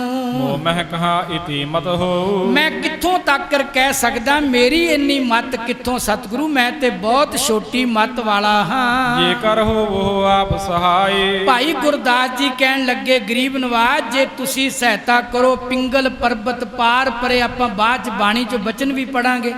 ਖਲ ਚਤਰ ਬਕੀਤਾ ਅੰਧਲੇ ਤਿਰਪਣ ਸੂਝਿਆ ਗੁਰ ਭੇਟ ਪਨੀਤਾ। ਗੁਰੂ ਅਰਜਨ ਦੇਵ ਜੀ ਦੇ ਉਚਾਰਨ ਕੀਤੇ ਇਹ ਵਾਕ ਉਸ ਸਮੇਂ ਤੇ ਨਹੀਂ ਸਨ, ਬਾਅਦ ਵਿੱਚ ਪ੍ਰਗਟ ਹੋਣਗੇ। ਪਰ ਜੇ ਗੁਰੂ ਕਿਰਪਾ ਕਰ ਦੇਵੇ ਤੇ ਪਿੰਗਲਾ ਵੀ ਪਹਾੜ ਤੇ ਚੜ ਸਕਦਾ ਹੈ। ਲਖੋ ਤਿਤਕ ਜੋ ਦੇਹੋ ਲਖਾਏ, ਜੋ ਪਾਤਸ਼ਾਹ ਤੁਸੀਂ ਲਿਖਾਓਗੇ ਤੁਹਾਡੀ ਰਹਿਮਤ ਸਦਕਾ ਮੈਂ ਲਿਖ ਸਕਦਾ ਹਾਂ। ਪ੍ਰਸੰਨ ਹੋਏ ਬਰਕੋ ਦੀਨਾ, ਇਹ ਬਚਨ ਸੁਣ ਕੇ ਸ੍ਰੀ ਗੁਰੂ ਅਰਜਨ ਦੇਵ ਜੀ ਨੇ ਕਿਰਪਾ ਰਹਿਮਤ ਦੀ ਵਰਤਾਈ। ਸ੍ਰੀ ਗੁਰ ਪਰਮ ਕਿਰਪਾਲ ਪ੍ਰਬੀਨਾ, ਤੇ ਕਿਰਪਾਲੂ ਸਤਿਗੁਰੂ ਵੱਡੇ ਕਿਰਪਾਲੂ ਸਤਿਗੁਰੂ ਪਾਤਸ਼ਾਹ ਗੁਰੂ ਅਰਜਨ ਦੇਵ ਜੀ ਨੇ ਜਥਾ ਪੁੱਤਰ ਹੋਵੇ ਕਰ ਬਾਹਰ। ਧੰਨ ਸ੍ਰੀ ਗੁਰੂ ਅਰਜਨ ਦੇਵ ਪਾਤਸ਼ਾਹ ਕਹਿਣ ਲੱਗੇ ਭਾਈ ਗੁਰਦਾਸ ਜੀ ਜਿਵੇਂ ਪੁੱਤਰ ਘਰ ਤੋਂ ਬਾਹਰ ਹੋਵੇ, ਘਰ ਦੀ ਚਾਰ ਦੀਵਾਰੀ ਤੋਂ, ਅੰਤਰ ਮਾਤਾ ਪਿਤਾ ਅਜਾਹਰ, ਅੰਦਰ ਕੰਧ ਦੇ ਓਲੇ ਮਾਤਾ ਪਿਤਾ ਹੋਣ ਬੱਚੇ ਦੇ। ਅਪਰ ਕੁਟੰਬ ਜੋ ਬੋਲੇ ਬਾਤੇ, ਹੋਰ ਜਿਹੜੇ ਪਰਿਵਾਰ ਦੇ ਜੀ ਬੋਲਦੇ ਹਨ। ਜਾਣ ਲਹੇ ਬਾਲਕ ਬਖਿਆਤੇ, ਉਹ ਬਾਲਕ ਭਾਵੇਂ ਕੰਧ ਦੇ ਓਲੇ ਵੀ ਹੋਵੇ ਤਾਂ ਵੀ ਇਹ ਗੱਲ ਜਾਣ ਲੈਂਦਾ ਵੀ ਇਹ ਬੋਲ ਕਿਸ ਦੇ ਨੇ। ਕੋ ਨਰ ਬੂਝੈ ਅੰਤਰ ਪਾਉਣਾ, ਵੀ ਆ ਜਿਹੜਾ ਅੰਦਰ ਸਾਡੇ ਘਰ ਦੇ ਅੰਦਰ ਕਿਹੜਾ ਬੰਦਾ ਬੋਲਿਆ, ਕੌਣ ਬੋਲਿਆ, ਇਹ ਬੱਚਾ ਬਾਹਰ ਖਲੋਤਾ ਵੀ ਦੱਸ ਸਕਦਾ ਹੈ। ਕੌਣ ਕੌਣ ਬੋਲੇ ਕਹਿ ਤੌਣ, ਕੌਣ ਕੌਣ ਕਿਸ ਕਿਸ ਦੀ ਆਵਾਜ਼ ਅੰਦਰੋਂ ਨਿਕਲੀ ਹੈ, ਬਾਹਰ ਕੰਧ ਦੇ ਓਲੇ ਖੜਾ ਬੱਚਾ ਵੀ ਪਛਾਣ ਲੈਂਦਾ ਹੈ। ਬਾਲਕ ਸੁਨ ਜਾਉਣ ਅਲਾਵਾ, ਤਾਂ ਬਾਲਕ ਸੁਣ ਕੇ ਇਸ ਗੱਲ ਨੂੰ ਸਮਝ ਲੈਂਦਾ ਹੈ। ਪ੍ਰਿਥਕ ਪ੍ਰਿਥਕ ਕਰ ਤਾਹੇ ਬਤਾਵਾ, ਪ੍ਰਿਥਕ ਪ੍ਰਿਥਕ ਦਾ ਮਤਲਬ ਵੱਖਰੀ ਵੱਖਰੀ ਵੱਖਰੀ ਉਹ ਕਰਕੇ ਸਾਨੂੰ ਦੱਸ ਦਿੰਦਾ ਵੀ ਕੌਣ ਕੌਣ ਸਾਡੇ ਘਰ ਵਿੱਚ ਬੋਲਿਆ ਹੈ। ਇਹ ਮਮ ਪਿਤਾ ਬਾਕ ਇਹ ਮਾਤਾ, ਇਹ ਬਚਨ ਜਿਹੜੇ ਮੇਰੇ ਪਿਤਾ ਦੇ ਨੇ, ਆ ਬਚਨ ਮੇਰੇ ਮਾਤਾ ਜੀ ਦੇ ਨੇ। ਇਹ ਭਗਨੀ ਬਾਚੋ ਇਹ ਕਹਿ ਭਰਾਤਾ, ਆ ਗੱਲ ਮੇਰੀ ਭੈਣ ਨੇ ਬੋਲੀ, ਆ ਬਚਨ ਮੇਰਾ ਭਰਾ ਬੋਲਦਾ ਸੀ। ਇਮ ਸਮਝੈ ਗੋ ਹੋਏ ਸਵਧਾਨ, ਕਹਿਣ ਲੱਗੇ ਭਾਈ ਗੁਰਦਾਸ ਜੀ ਇਸ ਤਰ੍ਹਾਂ ਸਾਵਧਾਨ ਹੋ ਕੇ ਤੁਸੀਂ ਗੁਰੂ ਦੇ ਬਚਨਾਂ ਨੂੰ ਸਮਝ ਸਕਦੇ ਹੋ। ਲਿਖ ਗੁਰਬਾਣੀ ਸੁਫਲ ਮਹਾਨਾ, ਜਿਹੜੀ ਮਹਾਨ ਫਲ ਦੇਣ ਵਾਲੀ ਬਾਣੀ ਉਸ ਨੂੰ ਲਿਖਣਾ ਪ੍ਰਾਰੰਭ ਕਰੋ। ਇਮ ਸੁਨ ਕੇ ਭਾਈ ਗੁਰਦਾਸੂ, ਇਸ ਤਰ੍ਹਾਂ ਦੇ ਬਚਨ ਸੁਣ ਕੇ ਮਾਣਯੋਗ ਭਾਈ ਗੁਰਦਾਸ ਸਾਹਿਬ ਜੀ ਨੇ ਧਰਿਓ ਸੀਸ ਪਗ ਪੰਕਜ ਪਾਸੂ, ਧੰਨ ਸ੍ਰੀ ਗੁਰੂ ਅਰਜਨ ਦੇਵ ਜੀ ਦੇ ਪਵਿੱਤਰ ਚਰਨਾਂ ਉੱਪਰ ਸੀਸ ਰੱਖ ਦਿੱਤਾ। ਕਿਰਪਾ ਦਿਸ਼ਟ ਗੁਰ ਕੀ ਤਬ ਪਾਏ, ਉਸੇ ਵਕਤ ਆਪਣੀ ਕਿਰਪਾ ਭਰੀ ਦ੍ਰਿਸ਼ਟੀ ਸ੍ਰੀ ਗੁਰੂ ਅਰਜਨ ਦੇਵ ਜੀ ਨੇ ਭਾਈ ਗੁਰਦਾਸ ਜੀ ਉੱਪਰ ਕੀਤੀ। ਤੀਨ ਕਾਲ ਗਿਆਤਾ ਹੋਏ ਆਏ, ਤੇ ਭਾਈ ਗੁਰਦਾਸ ਜੀ ਨੂੰ ਤਿੰਨਾਂ ਸਮਿਆਂ ਦੀ ਸੋਝੀ ਹੋ ਗਈ। ਫਿਰ ਸਾਧ ਸੰਗਤ ਭਾਈ ਗੁਰਦਾਸ ਜੀ ਨੇ ਗੁਰਬਾਣੀ ਦੇ ਪੱਤਰੇ ਬੜੀ ਸੁਧਾਰ ਕਰਕੇ ਇਹ ਪਾਵਨ ਬਾਣੀ ਲਿਖੀ। ਸ੍ਰੀ ਗੁਰੂ ਅਰਜਨ ਦੇਵ ਜੀ ਨੇ ਜਦੋਂ ਬਾਣੀ ਦੀ ਪੋਥੀ ਦਾ ਪ੍ਰਕਾਸ਼ ਕੀਤਾ, ਗੁਰੂ ਨਾਨਕ ਸਾਹਿਬ ਦਾ ਧਿਆਨ ਧਰਿਆ। ਪਹਿਲੇ ਜਪਜੀ ਸਾਹਿਬ ਦੀ ਬਾਣੀ ਮੰਗਲਾ ਚਰਨ, ਫਿਰ ਜਪਜੀ ਸਾਹਿਬ ਦੀਆਂ 4.5 ਪੌੜੀਆਂ, ਉਹਦੇ ਵਿੱਚ ਪਾਰ ਬ੍ਰਹਮ ਵਾਹਿਗੁਰੂ ਦੀ ਸੁਖ ਦੇਣ ਵਾਲੀ ਕਥਾ ਵਰਣਨ ਕੀਤੀ। ਫਿਰ 1.5 ਪੌੜੀ ਵਿੱਚ ਗੁਰੂ ਮਹਿਮਾ ਕਈ, ਮੰਗਲਾ ਚਰਨ ਕਿਹਾ, ਜੇ ਜੁਗ ਚਾਰੇ ਆਰਜਾ ਵਾਲੀ ਪੌੜੀ। ਫਿਰ ਮੇਰੇ ਪਾਤਸ਼ਾਹ ਨੇ ਇਸ ਤਰ੍ਹਾਂ ਵਿਰਾਗ ਦੇ ਬਚਨ, ਫਿਰ ਜਪਜੀ ਸਾਹਿਬ ਦੇ ਵਿੱਚ 4 ਪੌੜੀਆਂ ਮਹਾਤਮ ਦੱਸਿਆ, ਸੁਣਨ ਦਾ, 4 ਮੰਨਣ ਦੀਆਂ ਉਚਾਰੀਆਂ। ਪੰਚ ਪ੍ਰਵਾਨ ਵਿੱਚ ਜਿਹੜੀ ਚਿੱਤ ਬਿਰਤੀ ਹੈ ਉਸ ਦੇ ਬਾਰੇ ਪੂਰੀ ਜਾਣਕਾਰੀ ਦਿੱਤੀ। ਤੂੰ ਸਦਾ ਸਲਾਮਤ ਨਿਰੰਕਾਰ, ਇਹ 4 ਜਿਹੜੀਆਂ ਪੌੜੀਆਂ ਨੇ ਇਹ ਉਚਾਰਨ ਕੀਤੀਆਂ। ਫਿਰ ਸ੍ਰੀ ਗੁਰੂ ਅਰਜਨ ਦੇਵ ਜੀ ਨੇ, ਮੇਰੇ ਪਾਤਸ਼ਾਹ ਜੀ ਨੇ ਬਚਨ ਕੀਤਾ ਕਿ ਭਾਈ ਗੁਰਦਾਸ ਜੀ ਤੁਸੀਂ ਅੱਗੇ ਲਿਖੋ। ਫਿਰ ਸ੍ਰੀ ਰਾਗ ਦੀ ਬਾਣੀ ਦਰਜ ਕਰਵਾਈ। ਇਸ ਤਰ੍ਹਾਂ ਜਦੋਂ ਕੁਝ ਬਾਣੀ ਲਿਖੀ ਗਈ ਤੇ ਫਿਰ ਸਾਧ ਸੰਗਤ ਭਗਤ ਸਹਿਬਾਨ ਦੀ ਬਾਣੀ ਧੰਨ ਗੁਰੂ ਅਰਜਨ ਦੇਵ ਪਾਤਸ਼ਾਹ ਜੀ ਨੇ ਲਿਖਾਈ। ਭਗਤਾਂ ਨੂੰ ਬਹੁਤ ਵੱਡਾ ਸਤਿਗੁਰੂ ਪਾਤਸ਼ਾਹ ਜੀ ਨੇ ਆਦਰ ਦਿੱਤਾ। ਤੋ ਸਾਧ ਸੰਗਤ ਭਗਤਾਂ ਦੀ ਬਾਣੀ ਜਦੋਂ ਮੇਰੇ ਪਾਤਸ਼ਾਹ ਨੇ ਲਿਖੀ, ਕਿਉਂਕਿ ਭਗਤਾਂ ਦੀ ਬਾਣੀ ਧੰਨ ਗੁਰੂ ਨਾਨਕ ਸਾਹਿਬ ਜਦੋਂ ਪ੍ਰਚਾਰਕ ਦੌਰਿਆਂ ਤੇ ਗਏ, ਪੂਰੇ ਭਾਰਤ ਵਰਸ਼ ਦਾ ਚੱਕਰ ਲਾਇਆ, ਉਦਾਸੀਆਂ ਤੇ ਗਏ, ਜਿੱਥੋਂ ਜਿੱਥੋਂ ਭਗਤਾਂ ਦੀ ਬਾਣੀ ਮਿਲੀ, 15 ਭਗਤਾਂ ਦੀ ਬਾਣੀ ਇਸ ਅਸਥਾਨ ਤੇ ਸ੍ਰੀ ਗੁਰੂ ਅਰਜਨ ਦੇਵ ਜੀ ਨੇ ਦਰਜ ਕਰਵਾਈ। ਸਾਧ ਸੰਗਤ ਫਿਰ ਇਸ ਬਾਣੀ ਤੋਂ ਬਾਅਦ ਮੇਰੇ ਪਾਤਸ਼ਾਹ ਜੀ ਨੇ ਗੌੜੀ 52 ਅੱਖਰੀ ਦਾ ਵੀ ਇੱਥੇ ਉਚਾਰਨ ਕੀਤਾ, ਜਿਸ ਦੇ ਅਰਥ ਸੁਣ ਕੇ ਭਾਈ ਗੁਰਦਾਸ ਜੀ ਨੂੰ ਬੜੀ ਪ੍ਰਸੰਨਤਾ ਹੋਈ। ਫਿਰ ਸਤਿਗੁਰੂ ਕਹਿਣ ਲੱਗੇ, ਭਾਈ ਗੁਰਦਾਸ ਜੀ ਆਪਾਂ ਇਸ ਇੱਕ ਬਾਣੀ ਦਾ ਇੱਥੇ ਉਚਾਰਨ ਕਰਨਾ ਹੈ। ਉਹ ਸੁਖਮਨੀ ਸਾਹਿਬ ਦੀ ਬਾਣੀ ਵੀ, ਇਹ ਜਿਹੜਾ ਮੰਜੀ ਸਾਹਿਬ ਦਾ ਬਿਲਕੁਲ ਨੇੜੇ ਸਥਾਨ ਹੈ, ਰਾਮਸਰ ਸਾਹਿਬ ਦੇ ਕਿਨਾਰੇ ਤੇ ਪਵਿੱਤਰ ਸਰੋਵਰ ਦੇ ਕਿਨਾਰੇ ਤੇ ਇੱਥੇ ਸੁਖਮਨੀ ਸਾਹਿਬ ਜੀ ਦੀ ਪਵਿੱਤਰ ਬਾਣੀ, ਉਸ ਦਾ ਮਹਾਤਮ, ਸੰਤ ਕਾ ਦੋਖੀ ਬਾਰੇ ਵੀ ਗੁਰੂ ਜੀ ਨੇ ਬਚਨ ਕਹਿ। ਇਹਦੇ ਵਿੱਚ ਨਾਮ ਦੀ ਮਹਿਮਾ ਬਾਰੇ ਕਿਹਾ, ਪ੍ਰਭ ਕੈ ਸਿਮਰਨ ਗਰਭ ਨਾ ਬਸੈ, ਪ੍ਰਭ ਕੈ ਸਿਮਰਨ ਦੁਖ ਜਮ ਨਸੈ। 24 ਅਸ਼ਟਪਦੀਆਂ 24 ਸ਼ਲੋਕ ਇੱਥੇ ਉਚਾਰਨ ਕੀਤੇ। ਫਿਰ ਭਾਈ ਸੱਤਾ ਬਲਵੰਡ ਜੀ ਜਦੋਂ ਕੀਰਤਨ ਕਰਦੇ ਸਨ, ਇੱਕ ਦਿਨ ਉਹਨਾਂ ਦੇ ਮਨ ਵਿੱਚ ਘੁਮੰਡ ਆ ਗਿਆ। ਫਿਰ ਸਾਧ ਸੰਗਤ ਰੁੱਸ ਕੇ ਚਲੇ ਗਏ। ਸ੍ਰੀ ਗੁਰੂ ਅਰਜਨ ਦੇਵ ਪਾਤਸ਼ਾਹ ਨੇ ਸੇਵਕ ਭੇਜੇ, ਸਿੱਖ ਭੇਜੇ ਵੀ ਬਾਣੀ ਦੀਆਂ ਪੋਥੀਆਂ ਆਪਣੇ ਕੀਰਤਨ ਕਰੋ। ਉਹਨਾਂ ਕਿਹਾ ਵੀ ਜੇ ਅਸੀਂ ਹੋਰ ਕਿਤੇ ਕੀਰਤਨ ਕਰਾਂਗੇ ਸਾਨੂੰ ਵੱਧ ਸਨਮਾਨ ਮਿਲ ਸਕਦਾ ਹੈ, ਤੁਸੀਂ ਸਾਡੀ ਮਨ ਦੀ ਕੋਈ ਗੱਲ ਨਹੀਂ ਸੰਪੂਰਨ ਕੀਤੀ, ਰੁੱਸ ਕੇ ਬਹਿ ਗਏ। ਫਿਰ ਭਾਈ ਲੱਧਾ ਜੀ ਆਣ ਕੇ ਜਿਵੇਂ ਬਖਸ਼ਾਉਣਗੇ। ਇਹ ਜਿਹੜੇ ਪਾਵਨ ਪ੍ਰਸੰਗ ਨੇ ਆਉਣ ਵਾਲੇ ਦਿਨਾਂ ਵਿੱਚ ਵੀ ਸਰਵਣ ਕਰਵਾਏ ਜਾਣੇ ਆ, ਕਿਉਂਕਿ ਆਪਣੇ ਕੋਲ 3 ਦਿਨ ਹੋਰ ਬਾਕੀ 16, 17 ਤੇ 18 ਜਿਹੜੇ 3 ਪ੍ਰਸੰਗ ਨੇ ਬਾਣੀ ਦੀ ਸੰਪੂਰਨਤਾ ਦੇ। ਜਿਵੇਂ ਸ੍ਰੀ ਗੁਰੂ ਅਰਜਨ ਦੇਵ ਜੀ ਨੇ ਇੱਥੇ ਸੰਗਤ ਨੂੰ ਸੱਦਿਆ, ਜਿਵੇਂ ਆਪਾਂ 19 ਤਰੀਕ ਨੂੰ ਇਸ ਪਵਿੱਤਰ ਸਥਾਨ ਤੋਂ ਅੰਮ੍ਰਿਤ ਵੇਲੇ ਨਗਰ ਕੀਰਤਨ ਲੈ ਕੇ ਹਰਮੰਦਰ ਸਾਹਿਬ ਨੂੰ ਜਾਣਾ ਹੈ। ਬਾਬਾ ਬੁੱਢਾ ਸਾਹਿਬ ਦੇ ਪਵਿੱਤਰ ਸੀਸ ਉੱਪਰ ਸ੍ਰੀ ਗੁਰੂ ਗ੍ਰੰਥ ਸਾਹਿਬ ਜੀ ਦਾ ਪੋਥੀ ਸਾਹਿਬ ਦਾ ਪਾਵਨ ਸਰੂਪ ਸੁਭਾਏ ਮਾਣ ਕਰਕੇ ਗੁਰੂ ਜੀ ਆਪ ਨੰਗੇ ਪੈਰੀ ਚੌਰ ਸਾਹਿਬ ਕਰਦੇ ਹਰਮੰਦਰ ਸਾਹਿਬ ਪਹੁੰਚਦੇ ਨੇ। ਉੱਥੇ ਰਾਗੀ ਸਿੰਘ ਰਾਗ ਵਿੱਚ ਕੀਰਤਨ ਕਰਦੇ ਨੇ। ਬਾਬਾ ਬੁੱਢਾ ਜੀ ਨੂੰ ਸਤਿਗੁਰੂ ਕਹਿਣ ਲੱਗੇ, ਬਾਬਾ ਜੀ ਬਾਣੀ ਦਾ ਪ੍ਰਕਾਸ਼ ਕਰੋ। ਫਿਰ ਬਾਬਾ ਜੀ ਜਿਵੇਂ ਪ੍ਰਕਾਸ਼ ਕਰਕੇ ਹੁਕਮਨਾਮਾ ਲੈਣਗੇ, ਆਉਣ ਵਾਲੇ ਦਿਨਾਂ ਵਿੱਚ ਇਹ ਪਾਵਨ ਬਚਨ ਆਪ ਜੀ ਨੂੰ ਸੁਣਾਏ ਜਾਣਗੇ। ਭਾਈ ਗੁਰਦਾਸ ਜੀ ਨੇ ਅੱਜ ਦੇ ਪ੍ਰਸੰਗ ਵਿੱਚ ਉਹ ਪਵਿੱਤਰ ਬਾਣੀ ਗੁਰੂ ਕਿਰਪਾ ਸਦਕਾ ਵੱਖਰੀ ਵੱਖਰੀ ਕਰਕੇ ਉਹਨਾਂ ਉੱਪਰ ਮਹੱਲਿਆਂ ਦਾ ਅੰਕਿਤ ਕੀਤਾ। ਜਿਹੜੀ ਭਗਤਾਂ ਦੀ ਬਾਣੀ ਸੀ ਉਹਨਾਂ ਦੇ ਨਾਮ ਥੱਲੇ ਭਗਤਾਂ ਦਾ ਨਾਮ ਦਰਜ ਕੀਤਾ, ਕਿਉਂਕਿ ਪਹਿਲਾਂ ਹੀ ਭਗਤਾਂ ਦੀ ਬਾਣੀ ਸ੍ਰੀ ਗੁਰੂ ਅਰਜਨ ਦੇਵ ਪਾਤਸ਼ਾਹ ਜੀ ਦੇ ਮੌਜੂਦ ਸੀ, ਕਿਉਂਕਿ ਗੁਰੂ ਨਾਨਕ ਸਾਹਿਬ ਇਸ ਪਵਿੱਤਰ ਬਾਣੀ ਨੂੰ ਇਕੱਤਰ ਕਰਕੇ ਲਿਆਏ ਸਨ। ਸਾਧ ਸੰਗਤ ਬਾਣੀ ਦੀਆਂ ਸਾਂਝਾਂ ਸਾਨੂੰ ਦੱਸਦੀਆਂ ਨੇ ਕਿ ਭਗਤਾਂ ਦੀ ਪਵਿੱਤਰ ਬਾਣੀ ਗੁਰੂ ਨਾਨਕ ਸਾਹਿਬ, ਗੁਰੂ ਅੰਗਦ ਸਾਹਿਬ, ਧੰਨ ਗੁਰੂ ਅਮਰਦਾਸ ਸਾਹਿਬ, ਧੰਨ ਸ੍ਰੀ ਗੁਰੂ ਰਾਮਦਾਸ ਸਾਹਿਬ, ਧੰਨ ਸ੍ਰੀ ਗੁਰੂ ਅਰਜਨ ਦੇਵ ਪਾਤਸ਼ਾਹ ਦੇ ਕੋਲ ਆਈ। ਬਾਣੀ ਦੀਆਂ ਪੋਥੀਆਂ ਵਿੱਚੋਂ ਬਾਣੀ ਲਿਖਵਾ ਕਰਕੇ ਸ੍ਰੀ ਗੁਰੂ ਗ੍ਰੰਥ ਸਾਹਿਬ ਜੀ ਦਾ ਪਾਵਨ ਸਰੂਪ ਤਿਆਰ ਕੀਤਾ, ਜਿਸ ਸ੍ਰੀ ਗੁਰੂ ਗ੍ਰੰਥ ਸਾਹਿਬ ਦੀ ਤਾਬਿਆ ਵਿੱਚ ਅੱਜ ਸਾਰਾ ਜਗਤ ਝੁਕਦਾ ਹੈ। ਆਪਾਂ ਇੱਕ ਬਚਨ ਪੜ੍ਹਦੇ ਹਾਂ, ਨਾਸਾ ਦੇ ਵਿੱਚ ਸ੍ਰੀ ਗੁਰੂ ਗ੍ਰੰਥ ਸਾਹਿਬ ਦਾ ਪ੍ਰਕਾਸ਼ ਹੈ। ਗੋਰੇ ਲੋਕਾਂ, ਈਸਾਈ ਲੋਕਾਂ ਨੇ ਕੀਤਾ। ਪੁੱਛਿਆ ਕਿਉਂ? ਕਹਿਣ ਲੱਗੇ ਜਿਹੜੀ ਅਰਬਾਂ ਡਾਲਰ ਖਰਚ ਕੇ ਸਾਡੀ ਖੋਜ ਸੰਪੂਰਨ ਹੁੰਦੀ ਹੈ, ਉਹ ਖੋਜ ਸਾਡੀ ਧਰਤੀ ਤੇ ਬੈਠਿਆਂ ਹੀ ਜਦੋਂ ਸ੍ਰੀ ਗੁਰੂ ਗ੍ਰੰਥ ਸਾਹਿਬ ਦੇ ਦਰਸ਼ਨ ਕਰਦੇ ਹਾਂ, ਪਾਤਾਲਾ ਪਾਤਾਲ ਲੱਖ, ਆਗਾਸਾ ਆਗਾਸ, ਓੜਕ ਓੜਕ ਭਾਲ ਥੱਕੇ ਵੇਦ ਕਹਿਣ ਇੱਕ ਬਾਤ। ਜਦੋਂ ਇਹਨਾਂ ਦੇ ਦਰਸ਼ਨ ਕਰਕੇ ਬਾਣੀ ਪੜ੍ਹਦੇ ਹਾਂ ਤੇ ਲੱਖਾਂ ਡਾਲਰ ਜਿਹੜੇ ਖਰਚਣੇ ਨੇ ਉਹ ਬਚਾ ਕੇ ਅਸੀਂ ਪ੍ਰਕਾਸ਼ ਇਸ ਲਈ ਨਾਸਾ ਭਵਨ ਵਿੱਚ ਕੀਤਾ ਹੈ ਕਿ ਸਾਡੀ ਉਹ ਖੋਜ ਧਰਤੀ ਤੇ ਬੈਠ ਕੇ ਸਾਡੀ ਸ੍ਰੀ ਗੁਰੂ ਗ੍ਰੰਥ ਸਾਹਿਬ ਜੀ ਅਗਵਾਈ ਕਰਦੇ ਨੇ। ਤੋ ਸਾਧ ਸੰਗਤ ਇਹ ਕਿੰਨਾ ਵੱਡਾ ਸਾਡੇ ਲਈ ਮਾਣ ਵਾਲੀ ਗੱਲ ਹੈ। ਜੁਗੋ ਜੁਗ ਅਟਲ ਨੇ, ਇਹਨਾਂ ਦਾ ਕਦੀ ਵੀ ਜੋਤੀ ਜੋਤ ਸਮਾਉਣ ਦਾ ਦਿਹਾੜਾ ਨਹੀਂ। ਜਦੋਂ ਵੀ ਆਏਗਾ ਜਾਂ ਪ੍ਰਕਾਸ਼ ਦਿਹਾੜਾ ਤੇ ਜਾਂ ਫਿਰ ਸਾਧ ਸੰਗਤ ਗੁਰਗੱਦੀ ਦਿਵਸ, ਇਹਨਾਂ ਦੀ ਤਾਬਿਆ ਵਿੱਚ ਜਿਹੜਾ ਪੰਥ ਹੈ ਨਾ ਕਦੀ ਪੰਥ ਦਾ ਹੀ ਜੋਤੀ ਜੋਤ ਸਮਾਉਣ ਦਾ ਦਿਹਾੜਾ ਆਉਣਾ ਹੈ। ਇੰਜ ਕਹਿ ਸਕਦੇ ਹਾਂ ਧੰਨ ਸ਼੍ਰੀ ਗੁਰੂ ਗ੍ਰੰਥ ਸਾਹਿਬ ਵੀ ਜੁਗੋ ਜੁਗ ਅਟਲ ਹੈ, ਇਹਨਾਂ ਦੀ ਤਾਬਿਆ ਵਿੱਚ ਪੰਥ ਵੀ ਜੁਗੋ ਜੁਗ ਅਟਲ ਹੈ। ਇਤਨੇ ਬਚਨ ਪ੍ਰਵਾਨ ਸੰਗਤ ਦਾ ਮਾਣਯੋਗ ਸਿੰਘ ਸਾਹਿਬ ਜੀ ਦਾ ਬਹੁਤ ਬਹੁਤ ਧੰਨਵਾਦ ਹੈ। आओ अखीरलियां तुकां दा पाठ करके अज दे कथन दी समाप्ति है। कृपा दृष्ट गुर की तब पाई, तीन काल ज्ञाता होए आई। वाहिगुरु जी का खालसा, वाहिगुरु जी की फतेह।